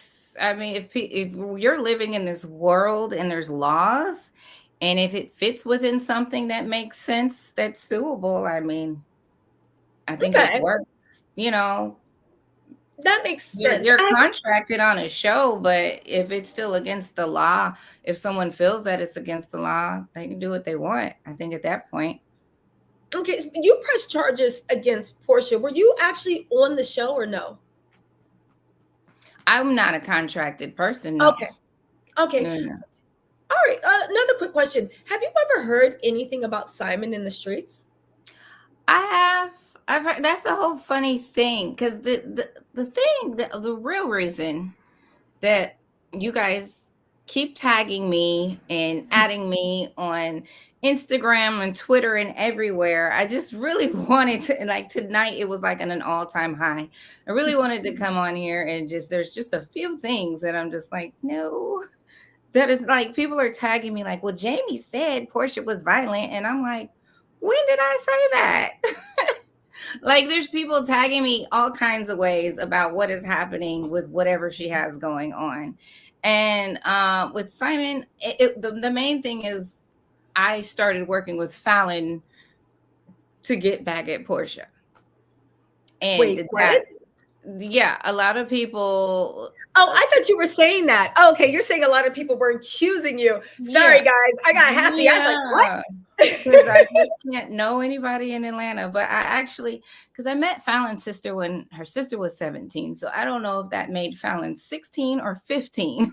But I knew Fallon before I even knew Porsha. So that's going to clear up that for the people in the chat. Okay, so you're trying to actually say, we want to get this out there. People were tagging you saying that you worked with Fallon to get back at Porsha, but you Yeah, actually knew Fallon's I'm here to older bring sister. down Porsha through Fallon, and I'm like, no, I've always known her, and But if Fallon we has were still friends, she would have known Fallon and Simon as well. Oh, okay. So you knew Fallon when she was married to Simon. I seen Fallon. Yeah, I knew Fallon when Okay. I seen her when she had moved back to Cali, and I sent her a message and asked her if she wanted to be on the Housewives on Instagram, and I sent all the information in that they requested, and then at that point, she said they never called. So it wasn't until the next season when I'm like, "Oh, you're filming." So they did end up calling, but it was the next year. Okay. Okay, that's fine. That's fine. It was the next year. Okay, so clear the name. So thanks for coming on so much. What else? I mean, there's so many questions. They're still going through. You guys, I'm not asking about this fight one more time. It's over. I mean, they're like, "You're not giving the tea." I'm like, what tea am I supposed to give? I don't know any. The things I know about Simon are from the people that he has worked with before in the streets. with working with Fallon, I've never really sat there and had a conversation with her about Simon because she wasn't with him, so I didn't feel the need to. And anything that she did want to say on her videos, she said. So other than that, I know about Fallon through the people that I know in Atlanta, about Simon, the people that I know in Atlanta that he either used to work for back in the day or tried to do business with. So And what's it's that not that I impression? know facts, but you Okay, but know. not facts. But this is all hypothetical make believe. We know you don't know, but if you had to guess, what have you heard? What are people's impressions? I mean, I know a lot of Africans in Atlanta, and basically, they're all just like, this is going to be his downfall. He's exposing. I don't know what they're saying he's exposing, but it's just going to bring attention to himself. That's what I've heard. Oh, really? Oh, So you've bless heard you. on the streets that coming on TV or doing this show is going to be his downfall and it's going to bring attention to him and expose something. You're not sure what they could be talking about, but this is just the gossip that you've heard on the streets. Yeah, I mean, before they even get into all of that, they're just like, no, he doesn't have any money. And then she's gonna take the money he does have and run him back to Africa. So that's really in a nutshell what I've heard. That's a Nigerian drag. I don't know why. That just sounds like my Nigerian girlfriend. That's a Nigerian drag. She gonna take his money, run him back, and take what money he can. Okay, so listen. Okay, so would you say that he's well respected in the Atlanta business circle? I know Candy's well respected, right? Would you say that Simon is well respected in the Nigerian business circle? Not that I've heard. No, not. I mean, I know the Africans. I did hear that he dabbled a little bit with some American business owners at one point, but I heard Mhm. that didn't end too well. So no. Mm, But I okay. don't know him, allegedly. No, this is allegedly. We are playing Mhm. hypothetical, the things that we have heard, not what you have substantiated in fact. But allegedly, you not even allegedly, just hypothetically, the things that people have told you for, and they might have their own reasons for telling you that. Um, Tell me a little bit about the African community in Atlanta. When you're saying that a lot of them don't know who he is it a tight knit community? Does everybody kind of know the big power players? Or is it kind of like New York City where you can literally be a multimillionaire and nobody really knows, like on Oh no, not in 59th Street? Atlanta. Not in What's that? Atlanta. Because there's a lot of fake it till you make it. So there's the fakers, and then there's the ones that have it. And then when you're dealing with the foreigners, like they all know within themselves as well. And no, everybody everybody has heard, but if you don't really know people in Atlanta, then I guess you wouldn't hear these things. And hey, it could be at the end, it could just be everybody in Atlanta making stuff up. And he just can, I don't know, be a billionaire or something. But Maybe. um, Maybe. yeah. We'll see, right? Now, Yeah, like because how do I say that? But they are Africans are groupies here in Atlanta. In Atlanta, they are. And if you are anybody, somebody been on anybody's magazine, video, show, they're just like, oh my God. And they want to be around you. But that's when you're going to attract certain situations from people. And I mean, Atlanta, period. You don't even have to be anybody. There's people, it's still fake it till you make it. There's people that have it and don't have it, and they all still want to be around each other. But mhm. the ones that really have it, they understand and they And they understand and they know. So it's not like, again, for you guys, it's not like New York where somebody, your neighbor can literally be a multimillionaire. You have no idea. You're just like, oh, okay. As opposed to in Atlanta, the people that have money and are doing something, they all kind of know each other. So it would be weird to have be worth 300 million or even have a $40 million company and be involved in oil and nobody not really know you or respect you. I mean, have you ever heard of that? Right. Right. And a lot of you guys are saying Nigerians. Is Atlanta is full of people from everywhere in Africa. It's all of them having their opinion from different places in Africa. Oh, so you're So saying it's not just a Nigerian community, it is the African community at large that literally has that feeling like this is going to be his downfall. What is he doing? How's he doing this? Okay. yeah. Do you now, from what you've heard about Simon, do you see him as a good or a bad guy all around? From what you've heard? I've only heard from the Africans. I have never, like I said, I've never really asked Fallon about him, and what she talked about from what I've seen, she was in love and she loved him. So I don't know if Gotcha. You he's know, I don't you know if he's a suave or I don't know what he's got going on. listen. You are remarkably unmessy. No, I don't know. No, And we have to destroy that right now. Listen, Jamie. She's never sat there. We're not like, oh my God, what is Simon doing this day? Like we were not concerned about Simon while we were working. That woman's hookah. You were trying to smoke that woman's hookah and dip in the pool. Turn around and get Simon a week.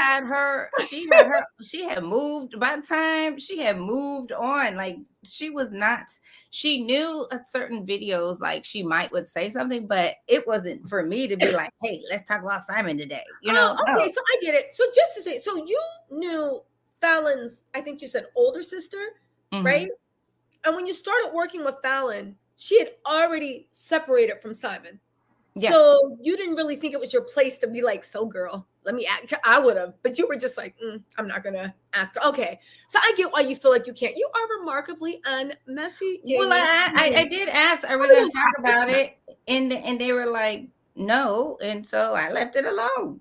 So I never had to ask nothing else. So whatever she gave because the spirit moved her at that moment.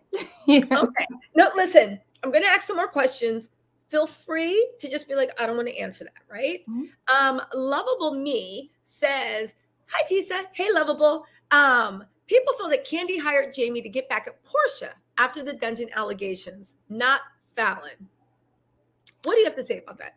I was working with Candy and Porsha. So once again, I guess my answer's not messy enough for you guys. Okay, so just to clear the answer, because I think everybody has so many questions, and I'm just joking with you. We're very happy that but that's the thing. People think that it's this whole. People have created a whole thing like now. Jamie's about to take somebody down. She's gonna. We were already working together. So okay, so that rumor we just shot down to. Candy did not hire you to get back at Porsha. Truth be told, you were working already with Candy and Porsha. You just stopped working with Porsha, and you always work with Candy. Okay, well, that's right. Put some respect on your name, right? Nobody has to pity hire you. That's why I wanted to clear up the Fallon. Like, this is not a whole let me work with everybody no. I was already trying to get Fallon on the show because I knew she had cute sisters that had cute friends and we could just bring everybody on the show, you know. Why do you think Fallon wasn't asked back? From what it seems like, they weren't together. What do you mean? I mean, she wasn't with Simon anymore. Oh, you mean like without Simon? Yeah, without Simon. Oh. I think at that point, now that everything has gotten messed up in filming and all of that, you have to either figure out a way to talk about it and the other person's not there. So then why are you here? Or we could really just get to know her as a housewife. And if that person don't want to be here, let's just act like let's do what we always do. Act like it didn't happen. And just get to know, because we never got to know Fallon. And that was the crazy thing when we started doing YouTube. And it's like, people are like, oh my God. But why do you have an opinion to begin with? You never saw anything before then. That's true. You didn't give anything. So now it's like, well, she's fun. Oh, she's a mother. But why is there an opinion formed? It's formed because of social media and people just making up stuff. So there was a lot of rumors. But why do you think that the producers didn't have her back? To me, it seemed like a gold storyline. Her husband was stolen by a cast member. She's single. She has a baby. She has a beautiful young family. Like, why do you think they didn't pick up on that? Or not even that, because I guess you can't speak on those producers, but why? Do you know why? Or have a feeling why that would be? I don't know why, the thing is I don't know why they didn't call her the first year I sent her over before she got married. So, and she was about to get married. So there's a lot of things Mm. that could happen, but then there's a lot of reasons why things don't happen because it might not add up or make sense, or that's too much attention drawn to this and we can't really focus on her just being Fallon in a new family because now we got this whole other thing over here that's not even really there because it's not on the show. And I guess it could get distracting sometimes. So you would really have to sit down and figure out how you were going to play that out if you wanted to do it, in my mind. Okay. That actually makes sense. So let me ask you this question, right? Where do you think what when you've seen, because you saw Portia go through it with Cordell, right? Where do you actually think with it, when she was with Cordell, we thought things were perfect. I remember watching, I was a big fan of Portia back then, right? I remember thinking it was picture perfect. I loved like the black love thing going on. And then when it fell apart, she had all these horrible things to say about him. And I believed her because you know me. If somebody says a man's trash, I'm like, I'm done. I believe you. Then she went through all these horrible things with Dennis. And she said Dennis was trash. Just recently, I don't know if you've been keeping up with it, but just recently she said Dennis was trash. Bought her Frank Rolexes, right? Now she's with Simon, and there's been rumors on the street that Simon don't got anything. He's a little bit of a fraud. He's fluffing up, doing whatever. Where do you witness Portia like handling breakups or whatnot?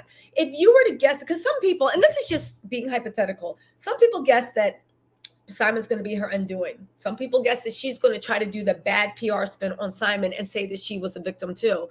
How do you see her ending things? And for what you know of her, does she even look like she's really in love?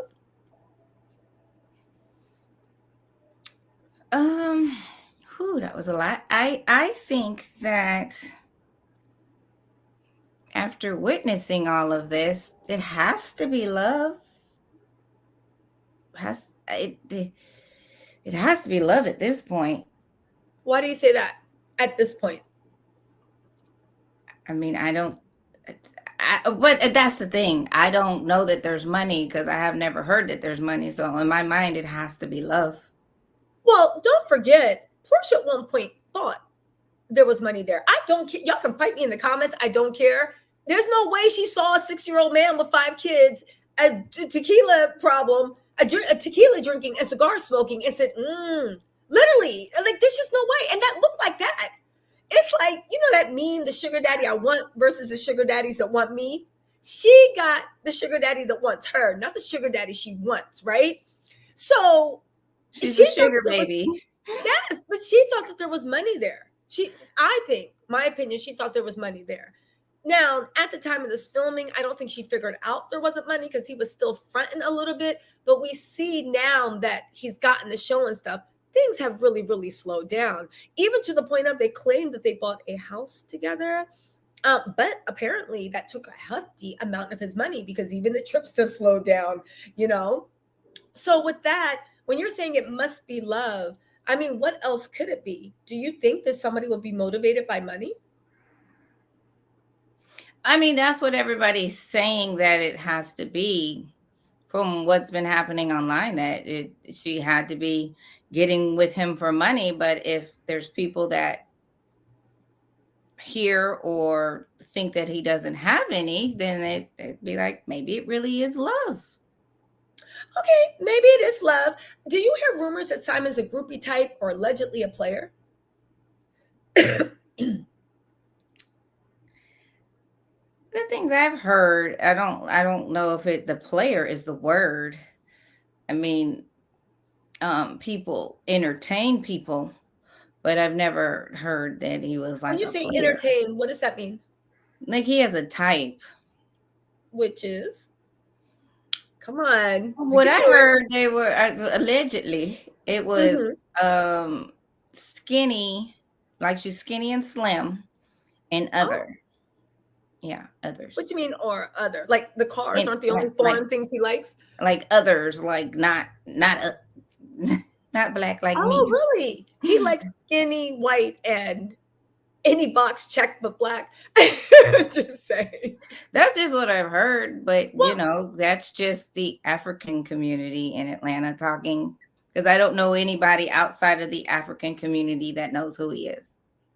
oh, so the African community you've talked to in Atlanta has said that Simon likes skinny girls. He likes non anybody but check the box black, right? Um, Anybody but non-Latino black. I guess that's what the census says, right? And that he likes some skinny. So I guess it was a big shock to everybody when he got with Porsha, because Portia's the opposite of that. I mean, don't get me wrong, Porsha has a gorgeous body, but she's definitely not skinny by anybody's means. And I mean, as much as she said in her book that she didn't look like the regular black girl, those baby hairs ain't fooling me. So That was all interesting. Yeah, no, I mean that's just what like I don't, like I said, I don't know anybody else that knows him besides those individuals. And even when him and Fallon got on the show, it's like I don't know why everybody from Africa wants to text me on WhatsApp and be like, "Oh my God," like I'm supposed to just know everybody. But yes, I did know her, but it was like that's when they were telling their information then. So this is way before. okay, so let me ask you a question. Getting back to what you said that he's known for entertaining people. What does entertaining mean? I'm not from Atlanta. What does that mean? He served them cheese and crackers? Like what? Bought them cotton candy? What does entertaining mean? That's all they said. No, that's all they said. Like What he does entertaining entertained. mean to you? If I say, Jamie, I'm entertaining your man right now, what does that mean I to you? mean, the way it sounded like they were hinting, it was like escort situations. But Oh, like I said, this was when he first started exposing himself on the show. That's when people started sending messages. And then when the thing happened in the springtime, people are sending messages again. I'm like, why are people contacting me? Like, got you. I have I nothing to mean, do with this. you know what they say? Maybe the word on the street is he's entertaining girls that were escorts. One of the girls actually went. I don't know if she was an escort, but he was definitely paying her for something and buying her drugs that went on Tasha K. So you know that saying, it ain't tricking if you got it. I guess the whole thing is, does Simon actually have it? Survey says, From what I gather, I think he has some money. But I don't know what he, 'cause nobody seems to know what he does. So that's the ooh. whole mystery with everybody that texts me and communicates. Nobody knows what it is he does, and that's why they're all just like, what is he doing? So I don't. Mm. Nobody knows what he does. That's actually a pretty good analogy of what's going on. Now, when you say you think he has some money, why would you think that? I mean, I don't think he's broke. I mean, there's Well, yeah, guys we know that he's you. not working at Church's Chicken, but Yeah, there's guys you meet and it's like they act like it. No, I think he can still go to the mall, need be, but buy you a hotel and say run a business. I don't know if I can make you the next mini Hilton. I don't. got you. Again, y'all know my opinion of scammer money. Scammer money might buy you a Fendi by Skims onesie and a fur vest, but real money is like, yeah, exactly. Michelle Atialian says, Jamie, the reason why Portia will never appear on Candy Speak on It is you. What? Is that true? Sorry, Lovable Me says, ATL says the reason why Portia will never come on Candy Speak on It is because of you. Have you heard that? I never heard that. Have you heard that? I've heard people say that in the comments. That's what they think. But she's been asked plenty of times by her friends. So I have nothing to Okay. do with that. Yeah. And honestly, that can't be real because Candy posted pictures of Portia and her and Shamia at like a football game or a sporting event or something like that. So Candy is cool with Porsha, correct? Yeah, people can be friends with people. Like Yeah. I And I Porsha, was friends with Shamia and Portia and I weren't talking. Like you can be fine with people and keep it yeah, moving in life. and Porsha reposted a picture of Candy too. So that can't be true. Porsha and Candy are cool.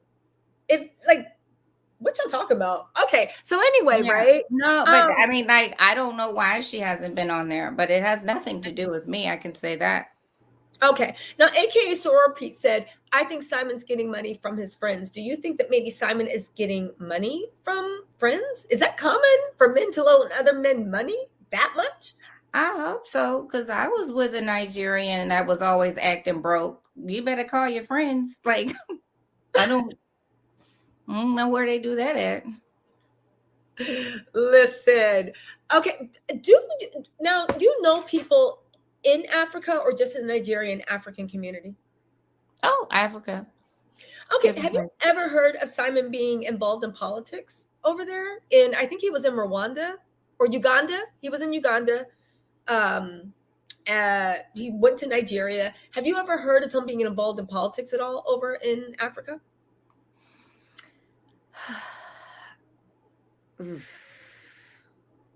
There's so many different because there's so many different countries happening with this man. With that situation, I had heard something, but I don't want to be the one to repeat that with the What? Uganda.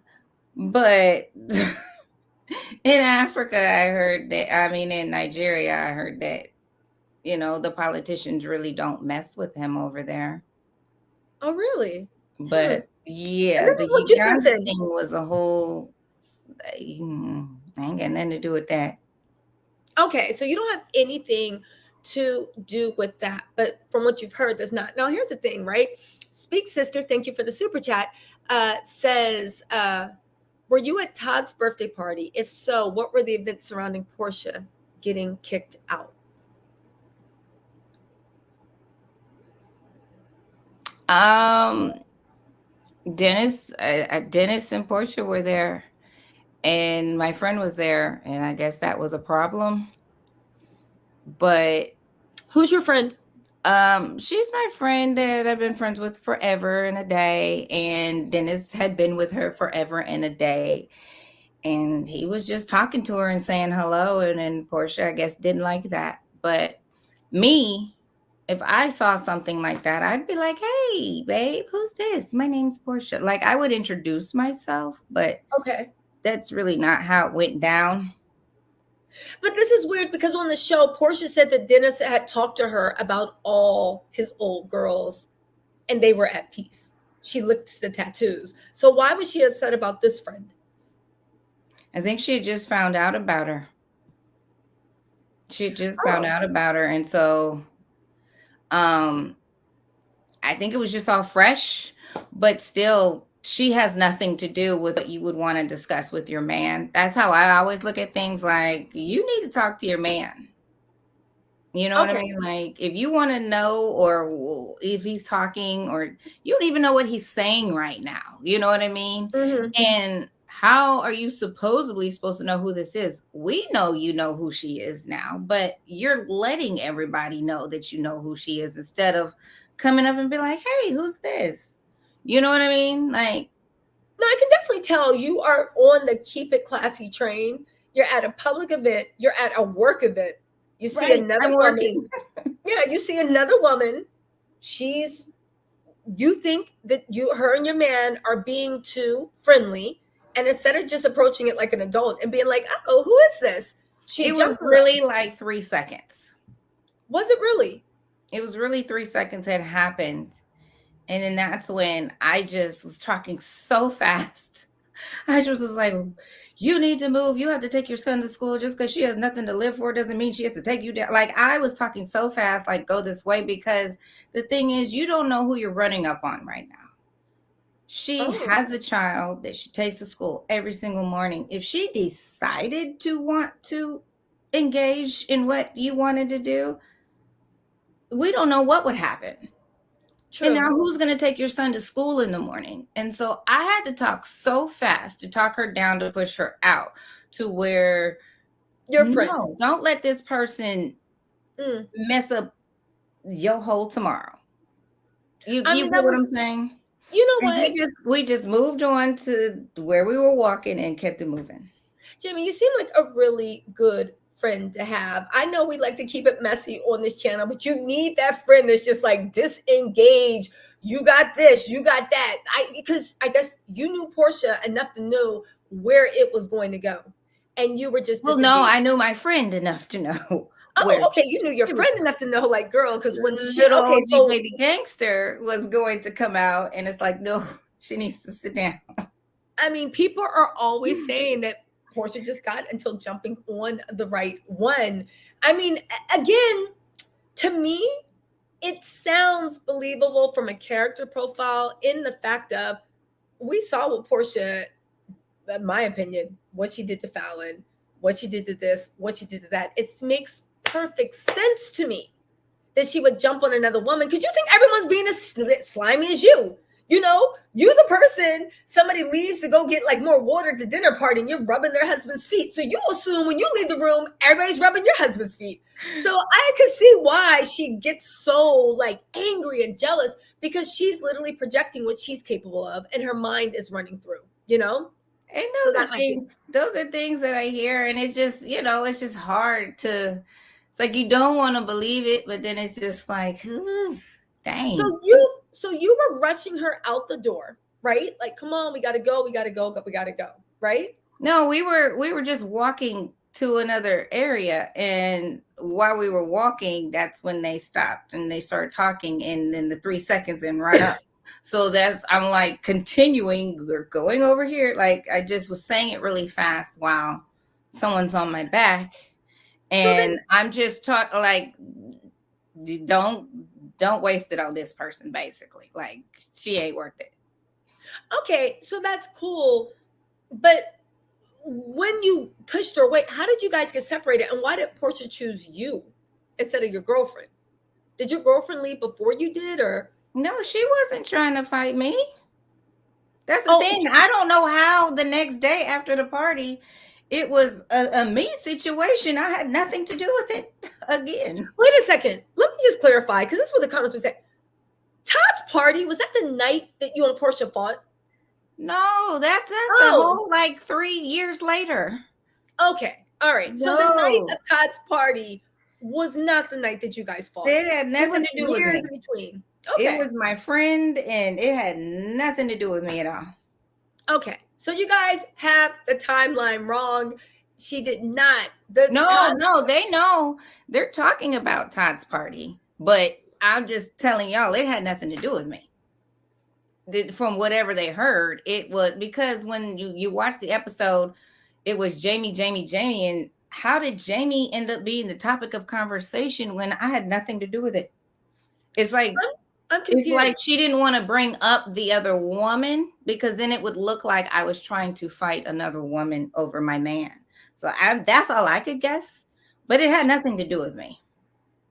But did an altercation happen at Todd's party?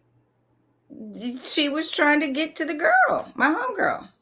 No. But did you and Portia fight? No, no, Okay. All no, right. That's no, not because at I'm all. confused. So there was No, Todd's party. So you guys were conflating things. At Todd's party, Jamie, you had your friend, right? Was your friend messing with Dennis? Or were Portia and Dennis in an open relationship? I don't know what they had going on. As far as I knew, she had been with Dennis for years. Oh. So your friend had been with Dennis for years, and then Portia popped up pregnant, right? Well, no, Porsha popped up. Porsha Portia didn't popped up. pop up pregnant. She popped up. Okay, so Portia popped up. She tried to get at the girl and start an argument with the girl, but you kept moving your friend. Like, come on, girl, Yeah, and we we got stuff just to do. walked off, and that was it. Okay. All right. And And she then was the still, I think she was still trying, but at that time, people came up. So I don't know where she ended up, but I was like, it's not worth it. You got to take your son to school in the morning. Let's keep it moving. And that's the last I saw of the lady. okay, that's the last you saw the lady. And then years later at that party, that's where, okay, so you guys are talking about two separate things. Okay, so we cleared that up, right? So the fight was a different one. You guys stop saying it was at Todd's party. It's not at Todd's party. Please stop typing that. Well, no, I Okay. think people really think that we had a fight at his party, and I had nothing to do with whatever she had going on. I just was telling my friend she's not worth it. Yeah, it's not. It's not worth it. Okay, so you guys, another rumor dispelled. Jamie and Porsha never fought at Todd's party, and it never came to blows. It was nothing like that. And the argument that did happen at Todd's party was not with Jamie. Jamie had nothing to do with it. All right, listen. All I want to say is, And yeah, they weren't filming there, so they can't release footage they weren't at filming Todd's. where. They weren't filming at Todd's party. That's the other thing. People felt that they were filming there and they were protecting. They weren't there. So whatever people know about that situation, it's what was released or talked about on the episode. Okay, so it was ever released or talking about, right? Listen. Let's see. Lovable Me says, Jamie, why are you conveniently friends with all of Portia's adversaries? Let me ask that, Lovable Me. I don't think that's fair. I don't know. Like, I already answered. I was already working with people before we stopped, and I knew Fallon before I even knew Porsha. So I'm confused, y'all. I can't reverse what people think in their head. And that's why it makes it even harder for me to wrap my brain around like what Fallon or people go through when dealing with what people say on national television. I mean, for me, yeah, I know things were stretched out a little bit. I'm strong. I don't care. Say whatever you want to say. Okay, whatever. But there's a lot of people and you're saying things in like you really thought I had a fight with somebody at a birthday party and that didn't happen. You get what I'm saying? But Yeah, I'm not sitting like people can get really affected by these things because people don't know the timeline. And I just said I was already working with Candy and I knew Fallon way before I knew Porsha. I knew Fallon when she was like 14 years old. So now what does the next part of the conversation end up being for you guys? You can't go anywhere with it because it's like, okay, well, she already knew Fallon. true. But Lovable Me, you guys, I actually don't think this is a fair question. Why are you conveniently friends with all of Portia's adversaries? Portia, you guys need to ask yourself why Portia leaves a trail of friends. Candy put her on after Cordell's divorce, put her in that play, even though she can't even say anything. She did everything she could to actually help her. Portia made up our rumors about that. Jamie was already working with Candy, right? Then we have Fallon. Fallon, she already knew Fallon, but Fallon had this woman in her house, smoked hookah with her, hung out a few times. Portia's the one that stole that woman's husband. So you can't, it seems like, and this is, I guess, what Jamie's getting at. And like, y'all, I'm the interviewer, so I'm holding stuff in my head. Porsha and Jamie were in the same worlds already. Porsha didn't put Jamie on. Jamie got Porsha on Real Housewives Atlanta. It could very well be said that Jamie put Porsha on, from what I understand. You got her on the show. You sent the email. Without you sending that email, who knows if they would have reached out to her, right? Now, they were both in the same circles. Porsha didn't bring her anywhere. So I don't know. I don't like that narrative that you're coming around like a little crab scavenger, picking up Portia's little tips of friends when y'all were in the same world. Porsha actually ostracized herself out of that world, right? And Jamie's still there. So, and when I say ostracized, maybe her and Candy are cool again, fine. Fallon said, whatever, she's happy with her life. She's moved on. So I understand there's not like animosity on their parts, but it took Porsha a while to get that good in with Candy. Let's not forget what happened. So I don't know. I think the better question is, why do you think that like a lot of Porsha's friends turn into her adversaries? I just don't know why keep getting blamed or tagged or like I got something to do. It's like sometimes every time something happens, I'm always tagged and I'm like, I have nothing. You know, the last time I talked to that lady, I don't even know when was that. Would we say it was possibly 7 years ago? Oh my God. Go on. I'm sorry. Yeah, like I have not talked to the lady. I will talk to cousins and friends and family before I have even spoken to her over the years. Yeah. No, listen, I don't understand why you guys can't get that. I think it's like, I don't know. I think that I think honestly, I think that I get that. I get that. Again, everybody's entitled to their own opinion, but I just don't see what people are saying about you kind of being a scavenger for Portia's world. I really don't.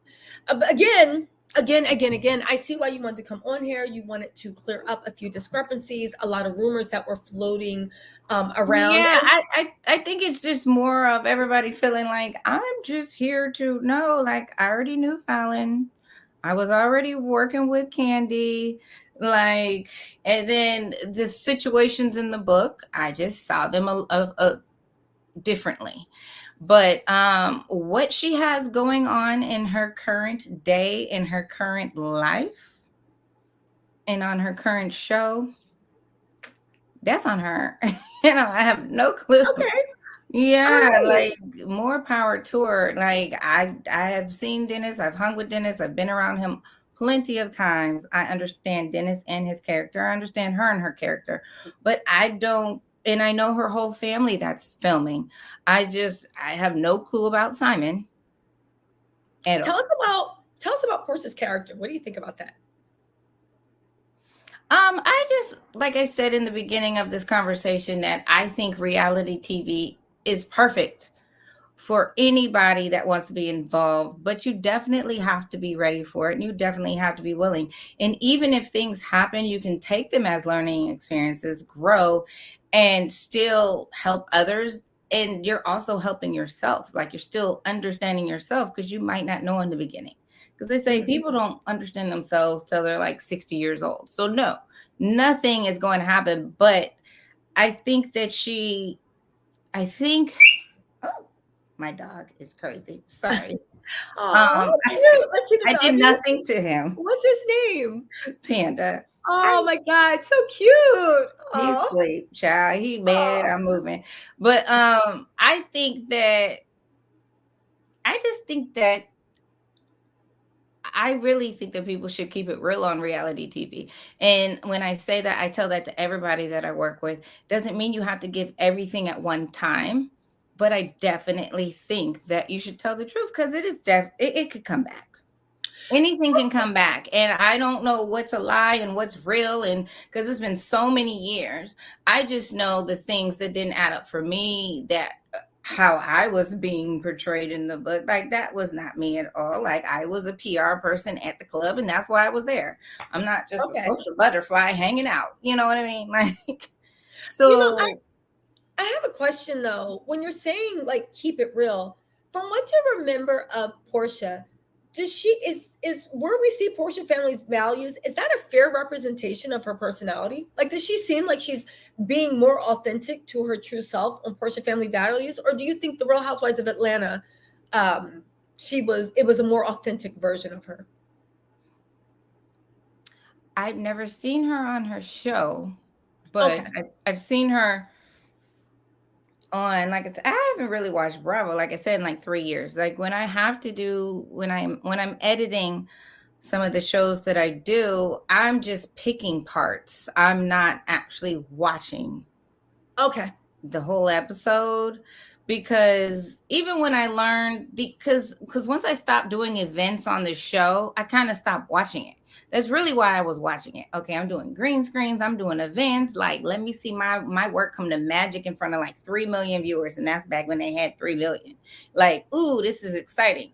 But once I started cutting back and doing more green screens, okay, I already got the money shot. I already know what the green screen is. You either told me, or even if I don't know what's going on, who cares? Hmm. So I just have never been invested in the whole situation. So from what I have seen from parts that I have to edit, because sometimes it just ends up steering the wrong way on the season. I don't, I just think if something's happening, I think you should just talk about it. That's my belief. I think you should talk Okay. about it. So And the difference that's happening tonight and what everybody, oh, well, Jimmy's not saying nothing, let me leave. It's some of this stuff is not my story to tell. But if it's my story, I would answer and I would talk about it. That's what I would do if I was, you know what I'm saying?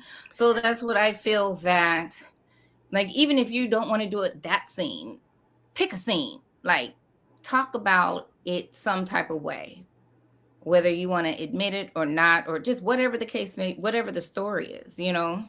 So you're saying Porsha and maybe others on reality TV could really benefit and save themselves a lot of stress by actually being honest and showing their real personality instead of Exactly. Because putting if on what they not, think you the hold camera it wants. in and then it's gonna Mhm. come out somewhere It's else. going to come. Okay, so you try to put up on a facade, and eventually the truth comes out, and eventually people see that things don't match. And this might be Porsha or anybody else that hides the truth might be having trouble with this, right? I mean, I see it with a lot of people on reality TV, because they start one way and they think that they can push this person, but if that's not who you are comfortable with for yourself, you're gonna fight it yourself. It is gonna end up being somebody else. So that's why I'm like, just, you know, you don't have to let the cat all the way out the bag. Like, oh, you know, my mom is crazy to my husband. You don't have to necessarily say that the first season. Save it for the next season. But your own personal character and you're interacting in scenes and group scenes, that's going to come out when you try to act like, oh, I'm this person, or oh, you know. Yeah. And I'm not saying her, I'm just saying anybody on reality Okay. TV. So listen, remember, do you know who Choke No Joke is? He was a producer on ATL, Real Housewives of Atlanta. No, somebody, once again, it's been a full month of DMs and text messages. Somebody Tattle Tells. sent me that message and was like, you need to check this out. And I was just like, I didn't even read the whole thing. I was like, I didn't know what was going on. Well, But apparently he literally wrote a paragraph saying that him and Porsha played the Real Housewives of Atlanta producers, and he tagged Candy, right? Clearly, Candy didn't talk about this. She was unbothered, right? I guess a million people tag her. But he wrote a paragraph saying that Herm and Porsha, he was a producer at that show, played the executive producers, and he heard that they were going to have a scene where Candy confronted Porsha about the rumors. So he concocted a plan to play Candy to play the producers and have them all looking stupid by having Porsha apologize to Candy. I read it that she didn't want to apologize, but he was like, no, this is going to work.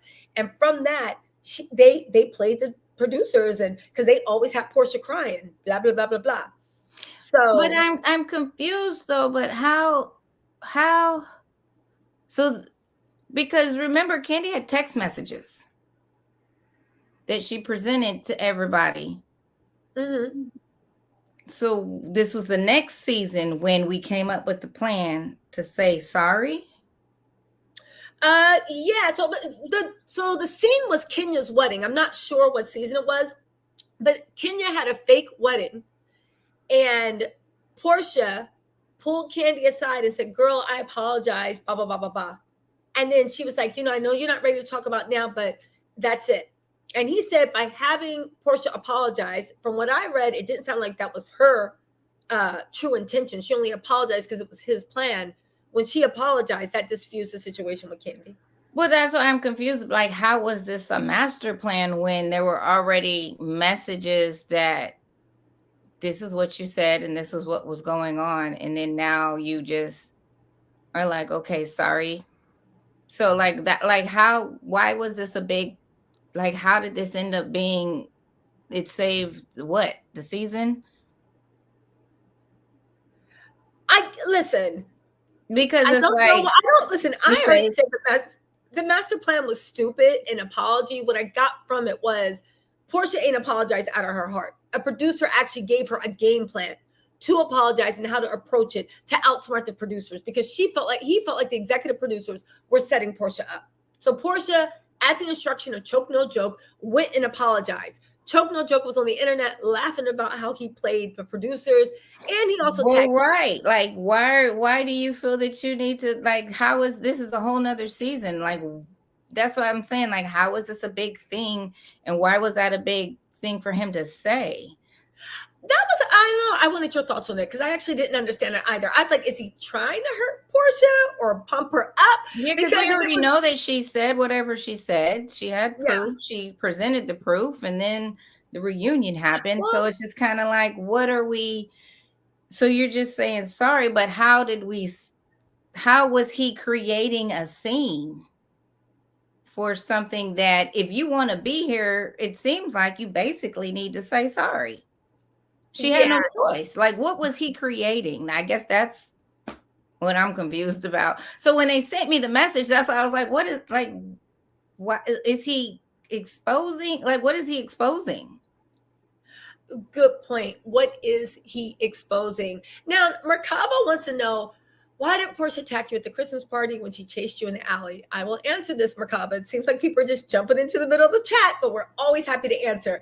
Jamie doesn't know. She knows that Porsha was mad at her. She knows that she was screaming some stuff at her. But from what Jamie tells us, Porsha has a history. I didn't know she was mad until she started talking. I didn't, like, she was texting and talking to me on the phone all the way until she walked up in there. So that's what I'm saying. I didn't receive it. The Shamia called me the next day, but that was the only person that was with her before she came. So I always feel if anybody knows, it would be Shamia.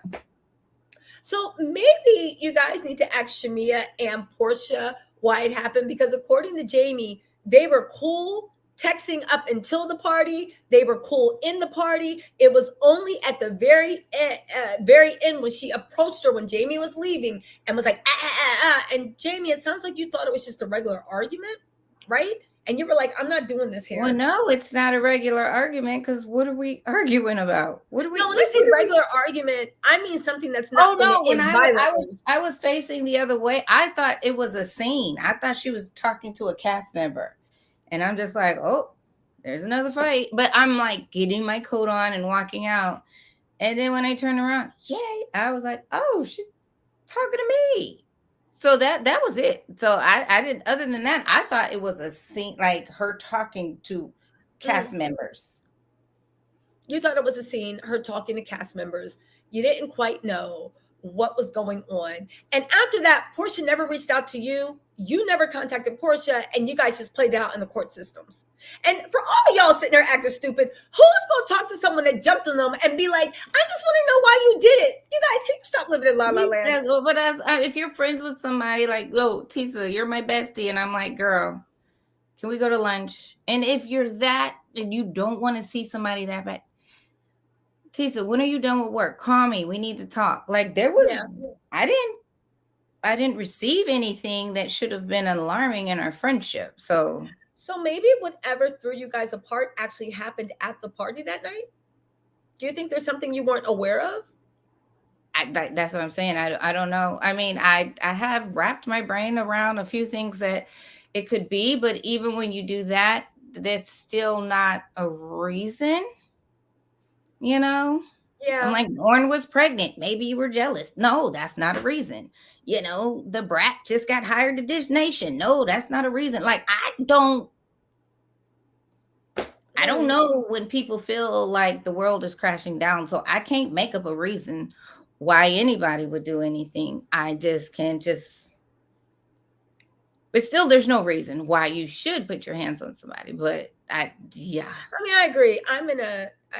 I don't believe in physical conflict with people. I mean, I don't at all. No, I really honestly don't. It's like high school stuff. So listen, Miss Moneybags herself, Michelle ATL Brown, said Jamie is a mess and I can't wait to rewind this. Michelle, stop it. Oh, my live, dear messy. What's up, mama?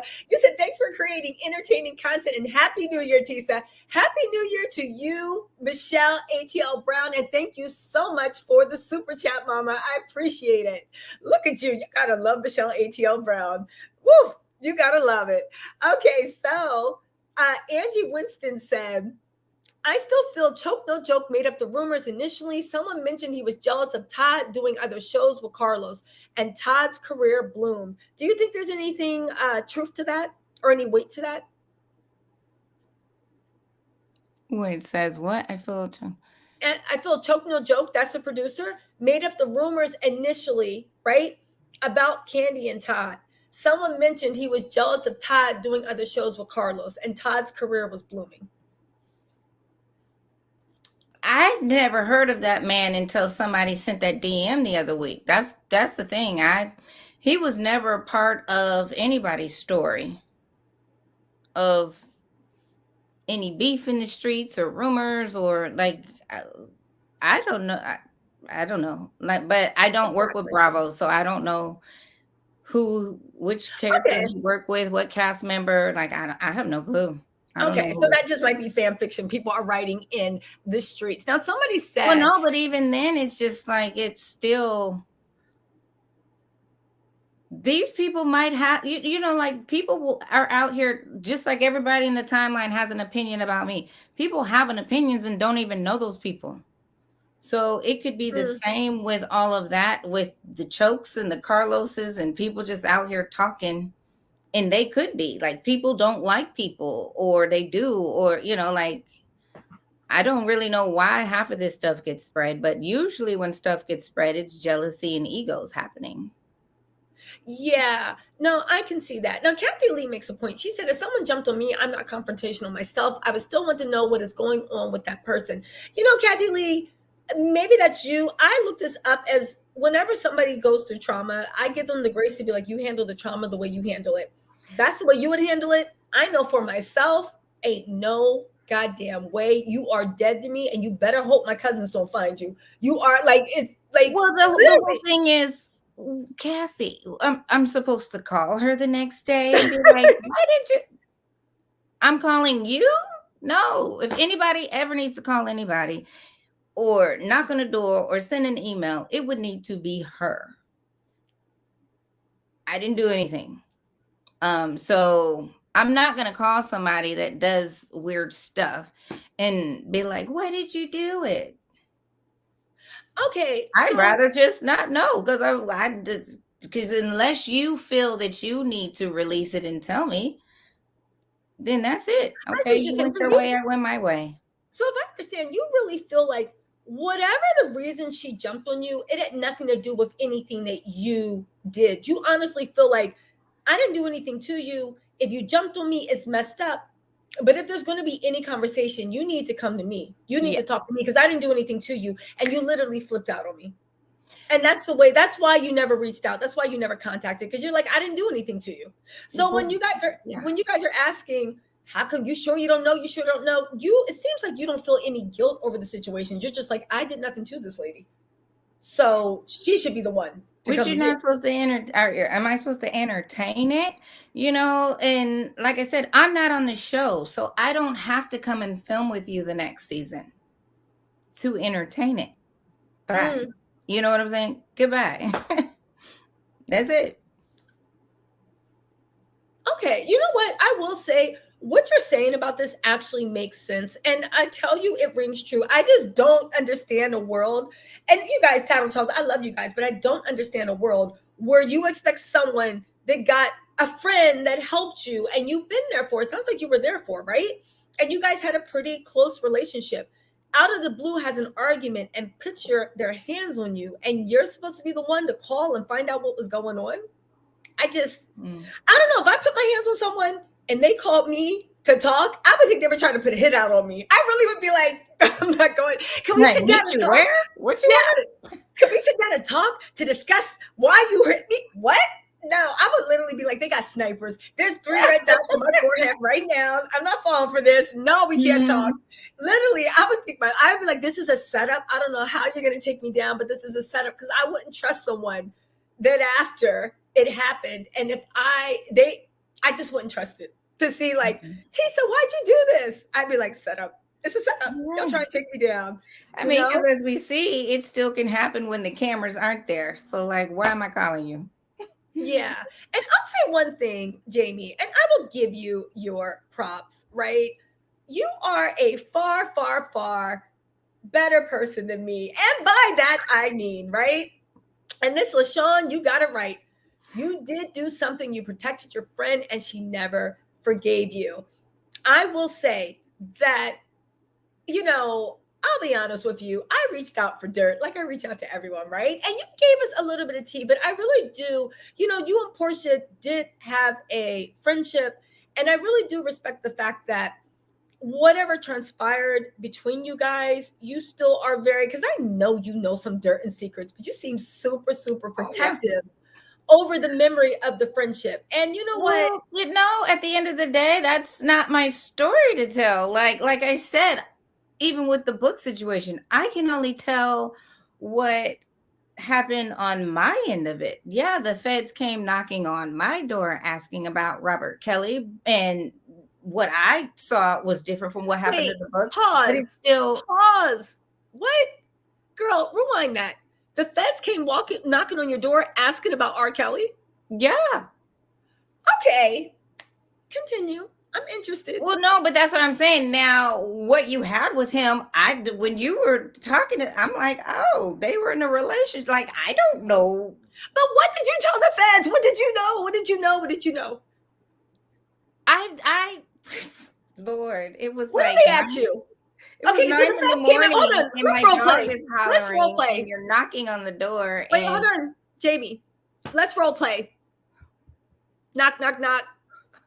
Officer Tisa here. May we speak to Jamie Zeigler? Okay, you're Jamie. Arf, arf, arf. Panda's barking. Because he don't like the police, right? No black person's dog is like the feds is here. I have on a turban and a dashiki. And it's like 10 in the morning. Okay. So you were like on your Mother Earth soul stuff. Okay. You I'm fresh out. What do you want? Like, what are you doing? And they were beating around the bush, which made it even more uncomfortable. Have you ever been to Chicago? Who hasn't been to Chicago? Like, they kept just, what do you want? My dog is going crazy and you're at my door. And they were just asking, did I know if she ever went to Chicago? And so at that point, I just was like, again, how do I end up in this shit? Why am I still in her shit? Last time I talked to her was like 7-8 years ago. Okay. But I never called them back. But I did talk to a lawyer, and that's when I understood that they really have to be coming because possibly of the track record that she may have. So I think they're trying to see if this adds up, because they did ask me specific questions that I knew and had answers for. But I'm not answering right now. It's 10 in the morning. My dog is hollering, and I'm not going to let you come in and sit on the couch. So it's just like, gotcha. We're going to have to figure this out later. And that was it. But I think they had been calling me for a few weeks once I saw the card with the number on it. Because I was like, I'm not being punked right now. Like, you're not just, let me just knock on the door and see, do you know Robert Kelly? Like, you found me. You found messages, you found emails, and you were asking about specific things. So that's when I was like, okay, they're trying to see if she's a credible witness. Okay, quick question. When I was reading the book, it seemed like the R. Kelly years and the Cordell years overlapped. When she was in Chicago, who knows if she was seeing R. Kelly, but when she was in Chicago, was this also the time she was dating Cordell? Yeah. Oh, because that's why I was like, I can only imagine who else they're knocking on the door right now. That's a Like good there, point.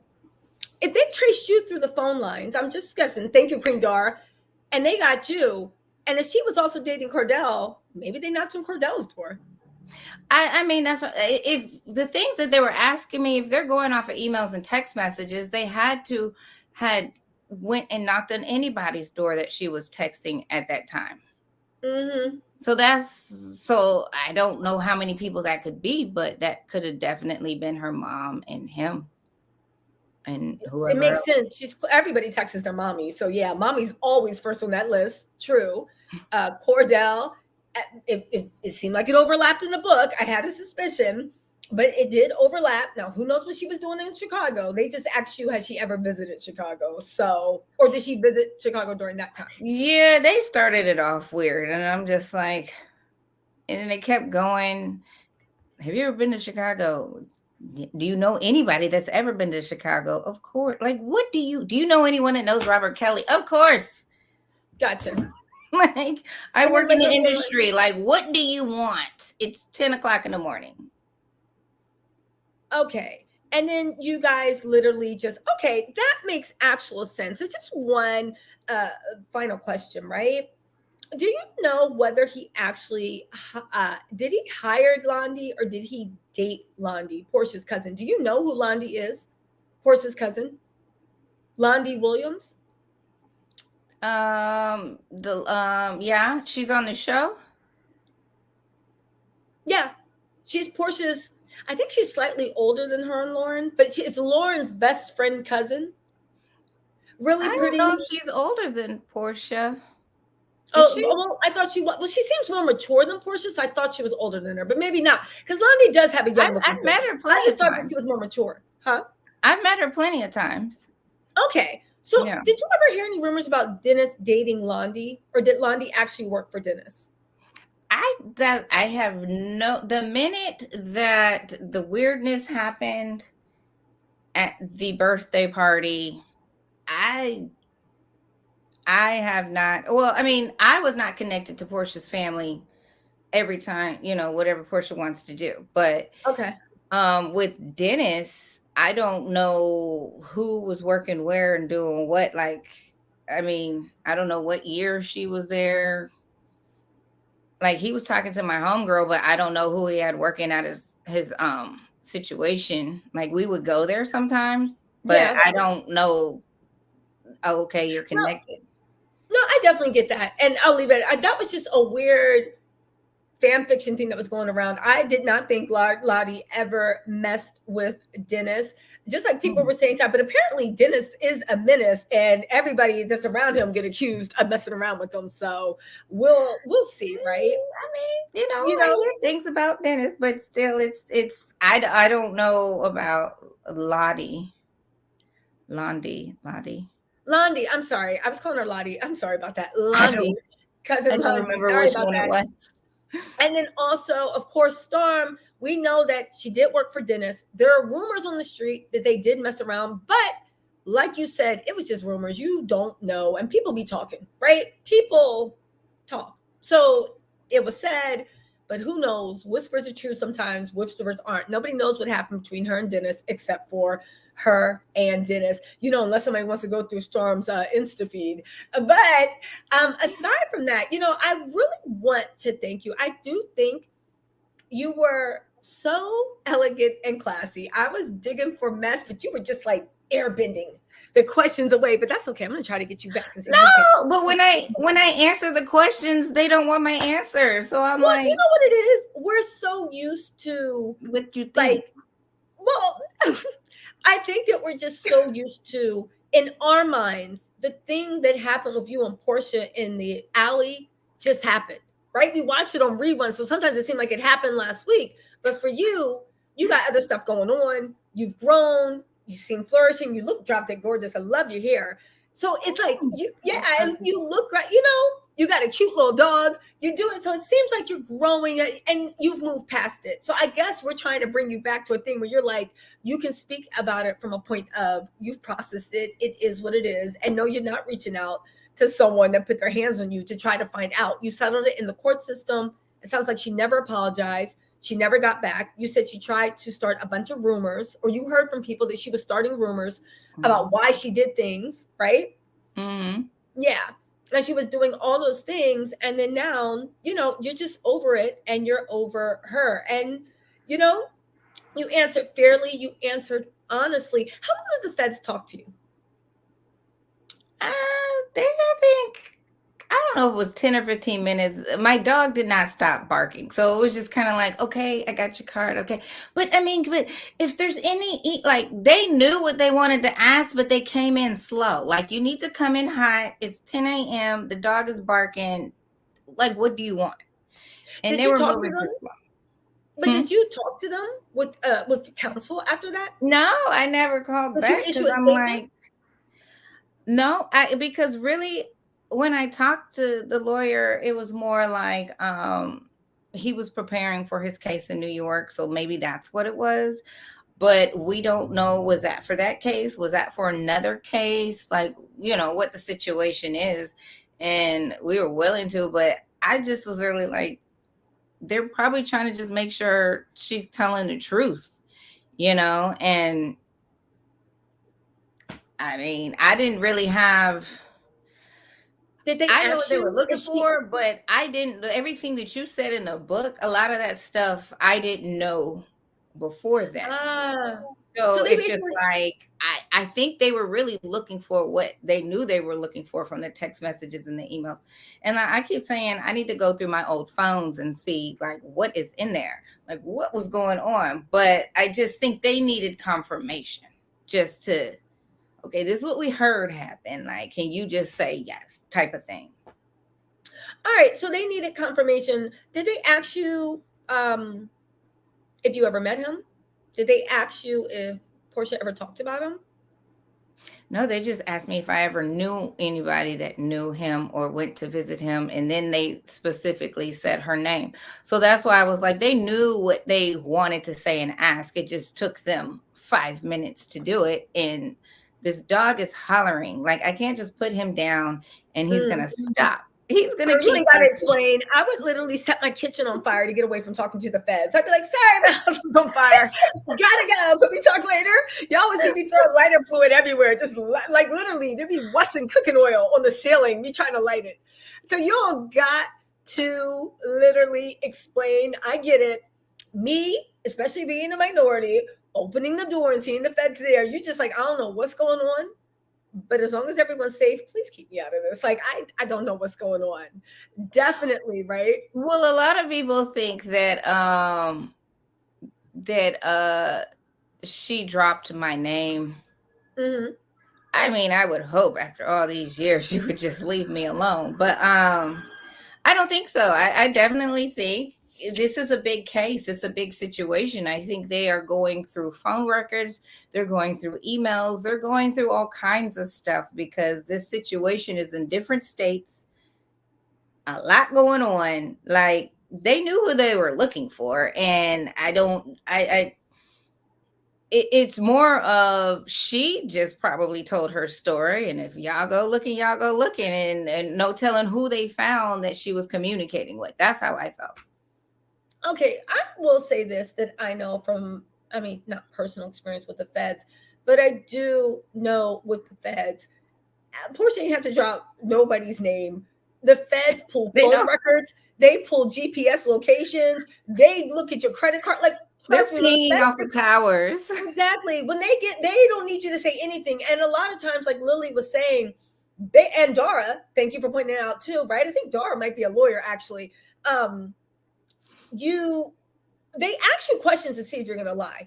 They ask you questions to see if you're going to lie or to see if you get the information doesn't match, but they're really hoping you lie so then they have a way to dig in. Because if you're just like, what? Huh? Whatever, they're like, oh, okay, it's probably nothing. But if Well, you no, that's start why I lying, think they didn't need her to lie, because if this is someone they needed as a witness on the other side, that means his lawyers are going to dig into you. So they need to make sure what you're saying adds up. So they can't dig into you. Because if not, we don't need you to have you on the list. You know what I no, mean? definitely. But even then, on the list. They just try to corroborate. See, so it's funny for the feds to be like, so what'd you have for breakfast yesterday, right? And they're honestly also, if you deal with feds, they're literally hoping you lie about something stupid. Let's just say you know information, and they say, what did you have for breakfast? And you had eggs, and you tell them pancakes, right? They'll be like, oh, okay, have a nice day, ma'am. If they ever need to come back, and if they ever need to put the squeeze on you, they'll come back and say, because you told me you had eggs for breakfast, you lied to a federal officer, obstructed an ongoing investigation, and you're looking at 2 years in federal jail, a maximum of 2 years. So the feds also do that as blackmail in case you aren't honest, or in case they do find out they need something from you. They hope they can get you in a lie, no matter how stupid it is, so they can like literally hold your feet to the fire and then make you cooperate. That's another reason the feds get a lot of people cooperating also. So just be woke. If the feds knock on your door, don't lie. Just say, I don't want to answer. Don't lie to them about anything. I think people should tell the truth. I mean, I could just be the only one on earth that thinks that, but they already know. They knew what they were asking for. They should have just asked. And I could have just been like, yes, okay, I'll call you later. Bye. Like, no. Yeah. Well, again, that's not the way the feds do. They want to trip you up because it's power in being able to hold those charges over you. Let's just say you did know something, but you decided to be a good friend and keep your mouth shut. And they're just like, well, guess what? You ain't seeing your cute little dog Panda for the next 2 years. Guess what? Because you lied to us. And you're just like, well, wait a second. Right. You know, it makes it easier for people to roll over. So, but I mean, they were asking, I'm from the Midwest. Have you ever been to Chicago? Do you know anyone that's been to Chicago? Like, of course. It's true. So like, did you do your research before you came to my door is the question. I think they did. That's why they were at your door, girl. Right. In Atlanta, a Chicago girl in Atlanta, and a Midwest girl in Atlanta, they did their research. But listen, Princess Di says, yes, Jamie looks fabulous. Thank you, Jamie, for talking with Tisa. And Kathy Lee says, Jamie, we the Tattle Tells loved her and enjoyed your conversation tonight. Jamie, before we go, I want to see what you have next up, but I really do want to thank you. And you know what? Honestly, Jamie, I tried my best. You did give us some tea, but you know what? I do respect the fact that, and I respect the fact when people say that when you speak about things, you have personal information. Now, some of y'all, it might not have been enough tea for you, but you guys, it is what it is. Like, you can't, like, it is what it is. She spoke about what she knew about, and I appreciate that. And what you knew about, you guys, watch this again, because there actually is tidbits, but you have to piece together. Yeah, because my story's not going to add up with the things that you guys may have been programmed to feel or see. Like when I was getting messages today, like, Jamie said Porsha did this. And I'm like, this is the first time I've ever talked. I've never said anything. So it's just kind of like, I might not have gave you what you wanted, but I can only tell you like my experience. And listen, Jamie, don't worry about them. They'll be fine, right? Honestly, thank you so much for actually responding. Thank you for coming on my channel. And you guys, I'll be honest, Jamie was actually like, I don't know what I can only speak about what. And I was like, please, please, please, girl. I was trying to arrange this. I was trying to arrange that. But so many people were tagging her. She actually reached out to me, right? Because I'd given her my contact information and all this other stuff. And she literally reached out and was like, girl, because trolls are coming your way again. And you're like, I don't want this to happen. And you want to set the record straight. So thank you. It was last minute. You just wanted to get it over with. Yeah. I tried to do a longer sit down. And she's like, girl, it's either now or never. I just want to speak my truth. And you did. So thank you. Listen, you know I'm ready. When you said, let's go, I was like, okay, come back live, you know, because I know if I waited till tomorrow, you'd have been like, never mind, and put me on red again. This woman's been treating me like I'm just like, I feel like I'm just like chasing after a guy, left on red, saw you see my Instagram theme, like, I wonder what Jamie's doing right now. So thank you so much for coming out. I appreciate what you did share. You guys, we're going to do a recap tomorrow, 12:30 p.m. on my channel. We're doing a recap of Up and Adam, the Grace Report. Love Grace Report, Up and Adam. And of course, Layla Lynn, amazing. We're going to recap, right? And either before the recap or after the recap, we're going to piece in and recap what Jamie actually, the tidbits she dropped us, because you actually dropped a lot of tidbits that we can actually piece together. But it's interesting Jamie's like, I ain't give you nothing. I'm like, no, I'm just like, what No. did I say? Listen, I'm blank right now. I got the lights on. listen. I'm like, You literally listen. You gave us the truth, and you guys, this is life. Sometimes the truth is messy. Sometimes people are just like, I can only speak on what I experienced. But this did clear up a lot of rumors, because I think even I was under the impression from what I heard and people were telling me that there's been like an ongoing feud or ongoing beef or ongoing this and that, and you've been doing all these things. When the no, truth is, after that happened, it sounds like, and after you went to court, you literally erased her from your mind and life, and you moved on. done. Yeah, I'm just saying, all those rumors. Again, I thought you guys were literally just more connected, but it looks like it was just all rumors. But thank you for clearing up those rumors, so we don't have to chase after them when you're trying to get to the Yeah, truth. like You know? I disconnected myself from the situation, and I had to stop filming group scenes because I was like, no, she's gonna be there. I'm out because we're not gonna make this a narrative. This is what happened. It didn't happen. So yeah, I was not around her. All right. And Mm. also, Jamie, what is going on for you? Any projects you want to tell us about? Anything coming up? Or is it all a surprise? What's going on? Oh, it's not all a surprise. I post everything on especially my Insta story on Instagram because that's the easiest way to have links to everything.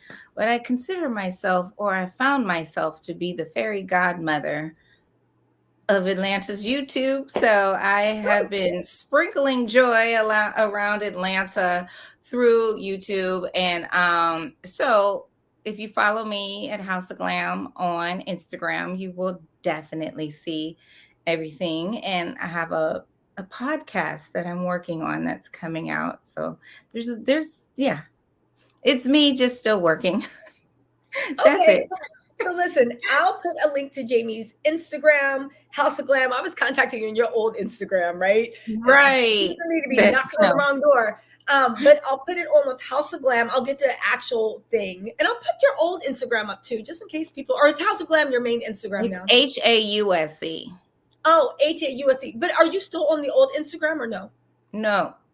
Okay, so you want everything. Okay, so I'll put a link to House of Glam, Jamie's Instagram, that she wants everything focused on. And also, whenever your podcast comes up, I'll be listening to it. And I'll definitely put links in the interview you guys are watching this on playback whenever the podcast goes live. Okay? Yeah. Yes. We were Thank talking you. for Oh, like here we 2 go. hours. Here we go. House That's of Glam. wrong. It's HA. Oh, okay. Hold on. Here we go. Sorry. Lily was on it. HAUSE, House of Glam. Yeah. All right. There you go. And I'll put the links, if you're watching playback, in the comment section, also in the bio. And listen, you guys are welcome to ask any questions you want in the comments. This is a free country. I'm just telling y'all, it better be respectful, because listen, you can ask y'all see me. You can ask a crazy question. Just make it respectful. Don't be cursing at anybody. Don't be calling anybody out their name. And don't be saying any vulgar stuff. You can say it, but put some little razzle dazzle on it. Make it funny. Make me giggle to myself when I'm on it. Like, that was a good one. Any questions are open, but on this channel, we keep our questions respectful. And you know how it is. You know how to ask a respectful, crazy question. All right. And if you don't know what that is, don't post. Don't post if the question can't be respectful. All right, you guys. All right. So listen, you guys, thank you so much. Jamie, thank you so much. And Tattle Tells, we have done a marathon, and we will see Jamie, and she's trying to get a dog, Panda. We will see Jamie, a panda bear, soon enough. Is that the full name, Panda Bear, or is it just Panda? Oh, it's Panda Merlot. Oh, okay. Panda. I'm naming people's dogs. She's like, no, it's Panda Merlot. Well, when I take that dog, it's gonna be called Panda Bear. So all right, well, you guys. thanks for having me. Thank you. 2022 is the year of atonement, and Jamie is already at peace. So we'll see for who the bell tolls. All right, you guys. Talk to you later. Bye. Bye.